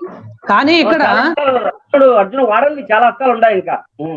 అదే నేను చెప్పేది కూడా. కాకపోతే ఇక్కడ ఇది యుద్ధంలో ఉపయోగించలేదు, అది ఉపయోగించిన తీరు వేరు. ఒక సవరణ గారు అప్పుడు కూడా ఇప్పుడు మన నాగరికులు ఇప్పుడు ప్రస్తుతం మన దేశాలు ఏ విధంగా ప్రవర్తిస్తున్నాయో వాళ్ళు కూడా అదే విధంగా ప్రవర్తించి ఇప్పుడు వచ్చేసి అణ్వాస్త్రాలు ఉన్నాయి కదా, అణ్వాస్త్రాలు సామాన్యంగా వాడరు. పెద్ద సార్లు వాడరు. చిన్న మామూలు యుద్ధం జరిగినా కూడా ఒక మోస్తరు ఆ విధాలు వాడతారు కానీ అణ్వాస్త్రాలు వాడరు. ఇదే అప్పుడు కూడా పాటించేవాళ్ళు. దాన్ని మన పూర్వీకులు ఏదైతే పాటించారో ఇప్పుడు కూడా అదే పాటిస్తున్నారు అనమాట. వాళ్ళ దగ్గర అస్త్రాలు మంత్రించి వదిలేసి ప్రపంచాన్ని నాశనం చేసే అస్త్రాలు చేసి వాడేవాళ్ళు కాదు అప్పుడు. ఎందుకంటే చిన్న అయిపోయిన తర్వాత దీంతో కాకపోతే అప్పుడు బ్రహ్మాస్త్రాన్ని కూడా వాడలేదు ఎక్కువ సార్లు. మరి ఇతను మన అశ్వత్థామ వాడిన తర్వాతే వాడినాడు బ్రహ్మాస్త్రం మన అర్జునుడు. అట్లా కరెక్టేనండి. అంటే ఒక్కటి కూడా మన వాళ్ళు కూడా ప్రేక్షకులు ఒకటి గమనించాలా, మంత్రయుగము, యంత్రయుగము, తంత్రయుగము. ఇక్కడ ఏదైతే ద్వాపర యుగం ఉందో ఇదంతా కూడా ఆ మంత్రయుగం. ఈ యుగంలో వీరి అస్త్రాలన్నీ కూడా మంత్రాలతో అభిమంత్రించేవాళ్ళు. వారి దగ్గర ఒక పుల్లతో కూడా దాన్ని ఆయుధంగా అస్త్రంగా ప్రయోగించేవాళ్ళు. ఇక్కడ అర్జునుడు ఏం చేస్తాడంటే ఆ తరువాత ఏదైతే కృష్ణ నిర్యాణం తర్వాత కలియుగ ఆరంభం అయిపోతుంది. అప్పుడు ఏదైతే కృష్ణుడి యొక్క 8 మంది భార్యలు తీసుకొని తిరిగి వస్తాడు. తిరిగి వచ్చేటప్పుడు వాడి దగ్గర వాడి ఆభరణాలు అవన్నీ కూడా ఉంటాయి. కృష్ణ అంత్యక్రియలు ఏం జరిగిపోతున్న తర్వాత వచ్చేటప్పుడు ఏం చేస్తారంటే ఈ దొంగలు ఏం చేస్తారంటే దాడి చేస్తారు. ఏది ఇవి కృష్ణుడి యొక్క 8 మంది పత్నుల దగ్గర ఉన్నటువంటి బంగారు ఆభరణాలు అవి దొంగలించేదారు. ఈ దొంగలు దాడి చేసినప్పుడు అర్జునుడు ఏం చేస్తాడంటే తన యొక్క అస్త్రాలను ప్రయోగించే ప్రయత్నం చేస్తాడు. ప్రయత్నం చేసినప్పుడు అస్త్రాలు ఏ పని చేయవు. వినండి ఓకే. ఇక్కడ తన గాంధీవం తోటి కూడా ఏది చేసినా కూడా ఏ అస్త్రము ప్రయోగించకపోయేటప్పటికీ ఆ గాంధీవం తోటే దాడి చేయడానికి చేస్తాడు. అది కూడా ప్రయత్నం చేయక తర్వాత కుస్తీ పోటీ బట్టి చివరికి ఎట్లయితే ఆభరణాలు వాళ్ళు దొంగలు దోచుకొనే వెళ్ళిపోతారు. అప్పుడు వీళ్ళందరం తీసుకొని హస్తినకు వస్తాడు. హస్తినకు వచ్చిన తర్వాత ఏంటి నా అస్త్రాలు శస్త్రాలు ఏమీ పనిచేయడం లేదని చెప్పేసి అప్పుడు వ్యాస మహర్షిని అడుగుతాడు. అడిగితే అప్పుడు చెప్తాడు ఏదైతే కృష్ణ నిర్యాణం జరిగిందో అక్కడ నుంచి ఇక ఈ మంత్రయుగం పనిచేయదు. నీ మంత్రాలు అస్త్రాలు పనిచేయవు. నీ ఏదైతే గాంధీవం ఇంద్రుడు ఇవ్వబడినటువంటి గాంధీవం ఉందో ఈ గాంధీవాన్ని కూడా మీరు ఇక సముద్రార్పణం చేసుకొని ఇక మీరు కూడా అంతిమ యాత్ర ప్రయాణం చేయవచ్చు, మీ టైం కూడా ముగిసింది అని చెప్తాడు. అప్పుడు ఆ తర్వాత వీరు ఆ ఉపపానం పరీక్షిత్తుకి రాజ్యాభిషేకం చేయడం, తర్వాత అంతిమ యాత్రకు బయలుదేరడం జరుగుతుంది. అంటే ఇక్కడ ఏదైతే పరమాత్మ నిర్దేశించినటువంటి ధర్మం ఉందో ఆ యుగంలో ఆ ధర్మం పనిచేస్తుంది. ఇక్కడ ఇప్పుడు అణువాస్త్రాలు, ఇది యంత్రయుగం, ఈ యంత్రాలు ఇప్పుడు పనిచేస్తాయి. ఓకే టాపిక్ చాలా డీప్ వెళ్ళిపోతుంది. ఒరిజినల్ టాపిక్ లో వచ్చేసేది. ఓకే, ఇప్పుడు మనము ఒక 5-10 minutes మనం కన్క్లూజన్ చేసుకుందాము. టాపిక్ వచ్చేసి ఇప్పుడు ఎందుకంటే పాస్టర్లు వస్తామని చెప్పారు, వాళ్ళు ముందే వచ్చారు. మన టాపిక్ చాలా డీప్ వెళ్ళడం వల్ల మనం వాళ్ళు తీసుకోలేకపోయాము. అయితే ఈ పాస్టర్లు ఇప్పుడు రాలేమంటున్నారు, తర్వాత చూద్దాము. మనకున్నటువంటి అవగాహన ప్రకారం అందరము బైబిల్ పైన విశ్లేషణ పండితులమే, ఎందుకంటే చాలా చాలా లోతైనటువంటి పరిశీలన వస్తూనే ఉన్నాము. అయితే ఇప్పుడు యేసు ఎవరికి మొర పెట్టాడు? ఇప్పుడు బైబిల్లో మనం చూసే ఉంటాము, బైబిల్లో ఒకటే దేవుడు అంటారు, కానీ కొత్త నిబంధన వచ్చినప్పుడు యేసు ఇంకొకరికి కూడా మనం మొర పెట్టుకోవడం చూసాము. గెత్సేమనే తోటలకు వెళ్ళినప్పుడు యేసు మొర పెట్టుకోవడము, అలాగే సిలువలో నా దేవా నన్నేగా విడిచితివే అని అనడము. అంటే ఏంటి అంటే యేసు కన్నా ఇంకొక శక్తి ఉందా అంటే ఉంటే యేసు ఇప్పుడు ఏదైతే వీళ్ళు ప్రశ్న అడిగారో యేసు ఇంకొకరిని ఏమన్నా పూజించారా అనేటువంటిది తలాగా 1 minute లో చెప్తే మనం కన్క్లూజన్కి వస్తాం. గురుగారు నన్ను చెప్పమంటారా? తప్పకుండా చెప్పండి. యేసు గారు ఎవరిని పూజించారంటే నిరాకార పరబ్రహ్మాన్ని శ్రీకృష్ణ పరమాత్మని పూజించాడు. ఎందుకంటావా? యెహోవాను పూజించలేదు. యెహోవాని పూజించేవాడైతే అతనే పరబ్రహ్మ నమ్మేవాడైతే అతను రూపొందించి ధర్మశాస్త్రానికి విరుద్ధంగా ప్రవర్తించాడు. తర్వాత యోగాను 8:44 ఆయన దూషిస్తాడు. మీ సాధారణ లాంటి వాడు ఎప్పుడు అబద్ధాలు ఆడతాడు అని చెప్పేసి యెహోవాను దూషిస్తాడు. ఆ వాక్యం కరెక్ట్ గా బైబిల్ నా దగ్గర అది చాలా దూషిస్తాడు ఆయన. కాబట్టి తన నమ్మిన దేవుణ్ణి దూషించే పరిస్థితి లేదు. కాబట్టి ఖచ్చితంగా శ్రీకృష్ణుడు మన యేసు గారు నమ్మింది, యేసు గారు దేవునిగా పూజించింది యెహోవాని కాదు, శ్రీకృష్ణ పరమాత్మనే అనేది నేను ఖచ్చితంగా చెప్పగలను. ఓకే, బలరాం గురువు గారు. ఓకే, అంటే మీరు ఏం చెప్పారంటే యేసు ఇంకొకరికి పూజించారు అనేది కన్ఫర్మ్ చేస్తున్నారు, అంతే కదా? అవును, ఖచ్చితంగా. సో ఇప్పుడు వీళ్ళ ప్రకారం ఎవరైతే రిచర్డ్సన్ ప్రకారం చూస్తే ఆయన ఎవరైతే ఆయన దేవుడు కాదు ఇంకొకరిని ఎవరైతే పూజిస్తున్నారో దేవునిగా భావిస్తున్నారో అప్పుడు ఆయననే పూజించాలి. అంటే ఇప్పుడు ఈయన యేసును పూజించాల్సిన అవసరం లేదు. ఏది అనిల్ కుమార్ గారు అలాగే రిచర్డ్సన్ చెప్పినటువంటి వాళ్ళిద్దరు జరిగినటువంటి సంభాషణ చూస్తే ఈ విధమైనటువంటి వాదన అనేటువంటి చర్చ అనేది మనకు అవసరం ఏర్పడింది. కాబట్టి ఆ విధమైన ఆలోచన తీసుకుని వెళ్ళొచ్చు. తప్పకుండా గురుగారు. అయితే చెప్పండి బలరాం గురుగారు. ఓకే అండి, నా అభిప్రాయం అయితే యేసు ఒక సాధారణ మనిషి అండి. సాధారణ మనిషి తాన్ని ఏదైతే చిన్న వయసులో ఆ ప్రాంతంలో వాళ్ళు మేము వేశ్యలకు పుట్టిన వాళ్ళం కాదు అనేది విధానంతో వాళ్ళు ఏదైతే అవమానిస్తున్నారో ఆ అవమానాన్ని భరించలేక యేసు కాశ్మీర్ ప్రాంతానికి వచ్చారు. కాశ్మీర్ ప్రాంతంలో అప్పుడు గొప్పగా ఏదైతే దాన్ని ఏమంటారు ఈ లీలాక్రియలు అంటే హిప్నటిజం వంటి క్రియలు అక్కడ బాగానే నేర్పబడుతూ ఉండే. అక్కడ ఉన్నటువంటి ఋషులు వాళ్ళ కొంత ఈ విధమైనటువంటి కొన్ని క్రియలు ఉపయోగిస్తూ ఉండేవారు, ఆ మాంత్రిక క్రియలు. ఇక్కడ వచ్చేసేసి కొంతవరకు ఏదో కొన్ని క్రియలు, ఇక హిప్నటిజం అంటే ఏంటంటే వాడు కప్పను తీయటమో లేకపోతే ఇంకోటి చిన్న చిన్న క్రియలు, నీటి మీద నడిచినట్లు కానీ ఇలాంటి కొన్ని క్రియలు ఈ హిప్నటిజం క్రియలు. ఇంద్రజాలం మహేంద్రజాలం అది 64 కళల్లో ఈ ఒకటండి. అంతేగాని అవి పెద్ద పరబ్రహ్మం చేరుకునేటువంటి మార్గాలు కాదు, సత్య మార్గాలు కూడా కాదు. అది ఒక ఇంద్రజాల క్రియలు. ఆ ఇంద్రజాల క్రియలు మనకు ఆ ప్రాంతంలో ఎక్కువగా ఉన్నాయి. ఎందుకంటే మనకి శంకరాచార్యుల వారి టైంలో కూడా అక్కడ అలాంటి క్రియలు ఉన్నట్లు మనం గమనిస్తున్నాం. మన ఒక మాట మీ మాటకు అడ్డొచ్చాను. యాక్చువల్గా హిప్నటిజం అనేది మైండ్ కి సంబంధించిందండి. అంటే ఒక మనిషి యొక్క మైండ్ ని కంట్రోల్ చేయడం అనేది హిప్నటిజం. దానికి దీనికి సంబంధం లేదు. అయితే సిద్ధులు మ్యాజిక్స్, అటువంటి మ్యాజిక్స్ హిమాలయాల్లో అనేవి ఆ టైంలో సర్వసాధారణం. ఓకే, కంటిన్యూ చేయండి. అలాగా కొన్ని విద్యలు అక్కడ ఉన్నాయి. ఈ ఇంద్రజాలాది క్రియలు కొన్ని అక్కడ విద్యలు ఉన్నాయి. అక్కడికి వచ్చేసేసి ఆ విద్యలను కూడా పూర్తిగా నేర్చుకోలేదండి. పూర్తిగా నేర్చుకుంటే అక్కడ ఫలితాలు వేరేగా ఉండేవి. ఇజ్రాయిల్లో ఆ ప్రాంతంలో ఆ ఫలితాలు, ఎందుకంటే ఇలా మన మహత్తులు వాటిని ఉపయోగించి కొన్ని దైవ మార్గం వైపు జనాలను నడిపించడానికి కొన్ని శక్తులు అవి ఇప్పుడు మన వారు చెప్పినట్టుగా సిద్ధ క్రియలు వారికి ఉపయోగపడేవి. కానీ ఇక్కడ అవి కూడా పూర్ణంగా నేర్చుకోలేదు. కొంతవరకు నేర్చుకుని వెళ్ళి ఈ మిడిమిడి జ్ఞానంతో అక్కడ కొంత ప్రయోగాలు చేశాడు. ఆ విధమైనటువంటి క్రియల వలన అక్కడ పూర్తి పరిజ్ఞానం లేకపోవడం వల్ల అది ఎదురుకొట్టడం వల్ల ఈ విధమైనటువంటి శిలువ మరణం వారికి సంభవించి ఉంటది అని నాకు ఆ బైబుల్ చదివేదాన్ని బట్టి నాకు అర్థమైనటువంటిది నేను తెలియజేస్తున్నాను. మీరు చెప్పిన యాడ్ చేస్తాను. మన యోగా ప్రక్రియ చేస్తే దాంట్లో అనిమ గరిమ లగమ కానీ సిద్ధులు కొన్ని వస్తాయి. అవి ప్రదర్శించకుండా అట్లే ముందుకు పోతే పరమాత్మను దర్శించవచ్చు. ఎప్పుడైతే ప్రదర్శించడం మొదలు పెడతామో అది ఆడికే ఆగిపోతాయి. పతంజలి యోగశాస్త్రం చెప్తాది అనమాట. అదే ఈ యేసు గారు కూడా కొన్ని సిద్ధులు నేర్చుకుని పోయినాడు. అవి అక్కడ ప్రదర్శించడం మొదలు పెట్టాడు. ఆయన ప్రసక్తి ఆడికే ఆగిపోయింది. ఆయన చంపుతున్నా కూడా రక్షించుకోలేకుండా పోయినాడు. అది జరిగింది. ఓకే, ఫణి గారు మీరు ఏమైనా యాడ్ చేస్తారా?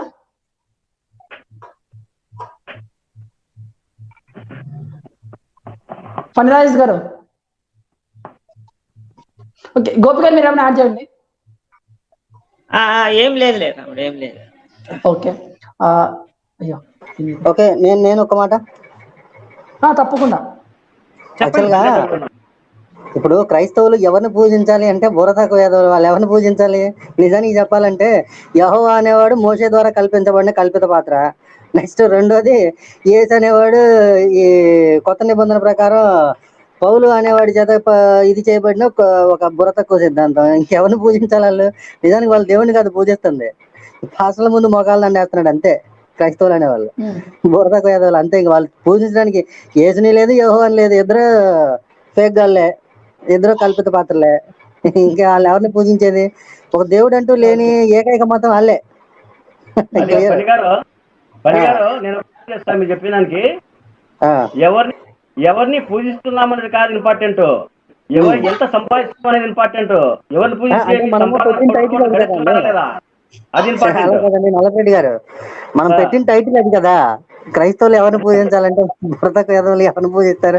ఇద్దరు ఫేక్ గాళ్ళు అయితే అని. అది ఓకే, ఎవరికి తోచిన వాళ్ళ అభిప్రాయం చెప్పడం జరిగింది. అయితే మనం బైబిల్ క్షుణ్ణంగా పరిశీలించినప్పుడు కూడా, అంటే మొత్తానికి బైబిల్ చూసినప్పుడు అయితే యేసు అంటే బైబిల్ ప్రకారంగా ఒకటే దేవుడు ఉండాలి అనేటువంటిది వాళ్ళు రాసుకునేటువంటి నిబంధన. కానీ ఆయన ఎవరనేటువంటిది ఖచ్చితమైనటువంటి క్లారిటీ రాలేదు. వాళ్ళు త్రిత్వం అంటారు. త్రిత్వంపై ఇప్పుడు వరకు మనతో పాస్టర్లు ఎవరే కానీ డిబేట్ అంటే డిస్కషన్ చేయడానికి ఇప్పుడు వరకు ఎవరు సాహసం కూడా చేయలేదు.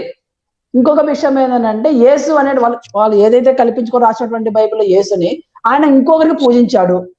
ఆ పూజించినప్పుడు ఆయనను పూజించకుండా ఈయన ఎందుకు పూజిస్తున్నారు? ఇక్కడ కూడా అంటే ఇది ఒక ట్రయాంగిల్, అంటే ఇది ఒక మంచి అంతా ఒక కల్పిత పాత్ర కనబడుతుంది, కానీ ఎక్కడే కానీ స్పష్టత అనేటువంటి రాలేదు.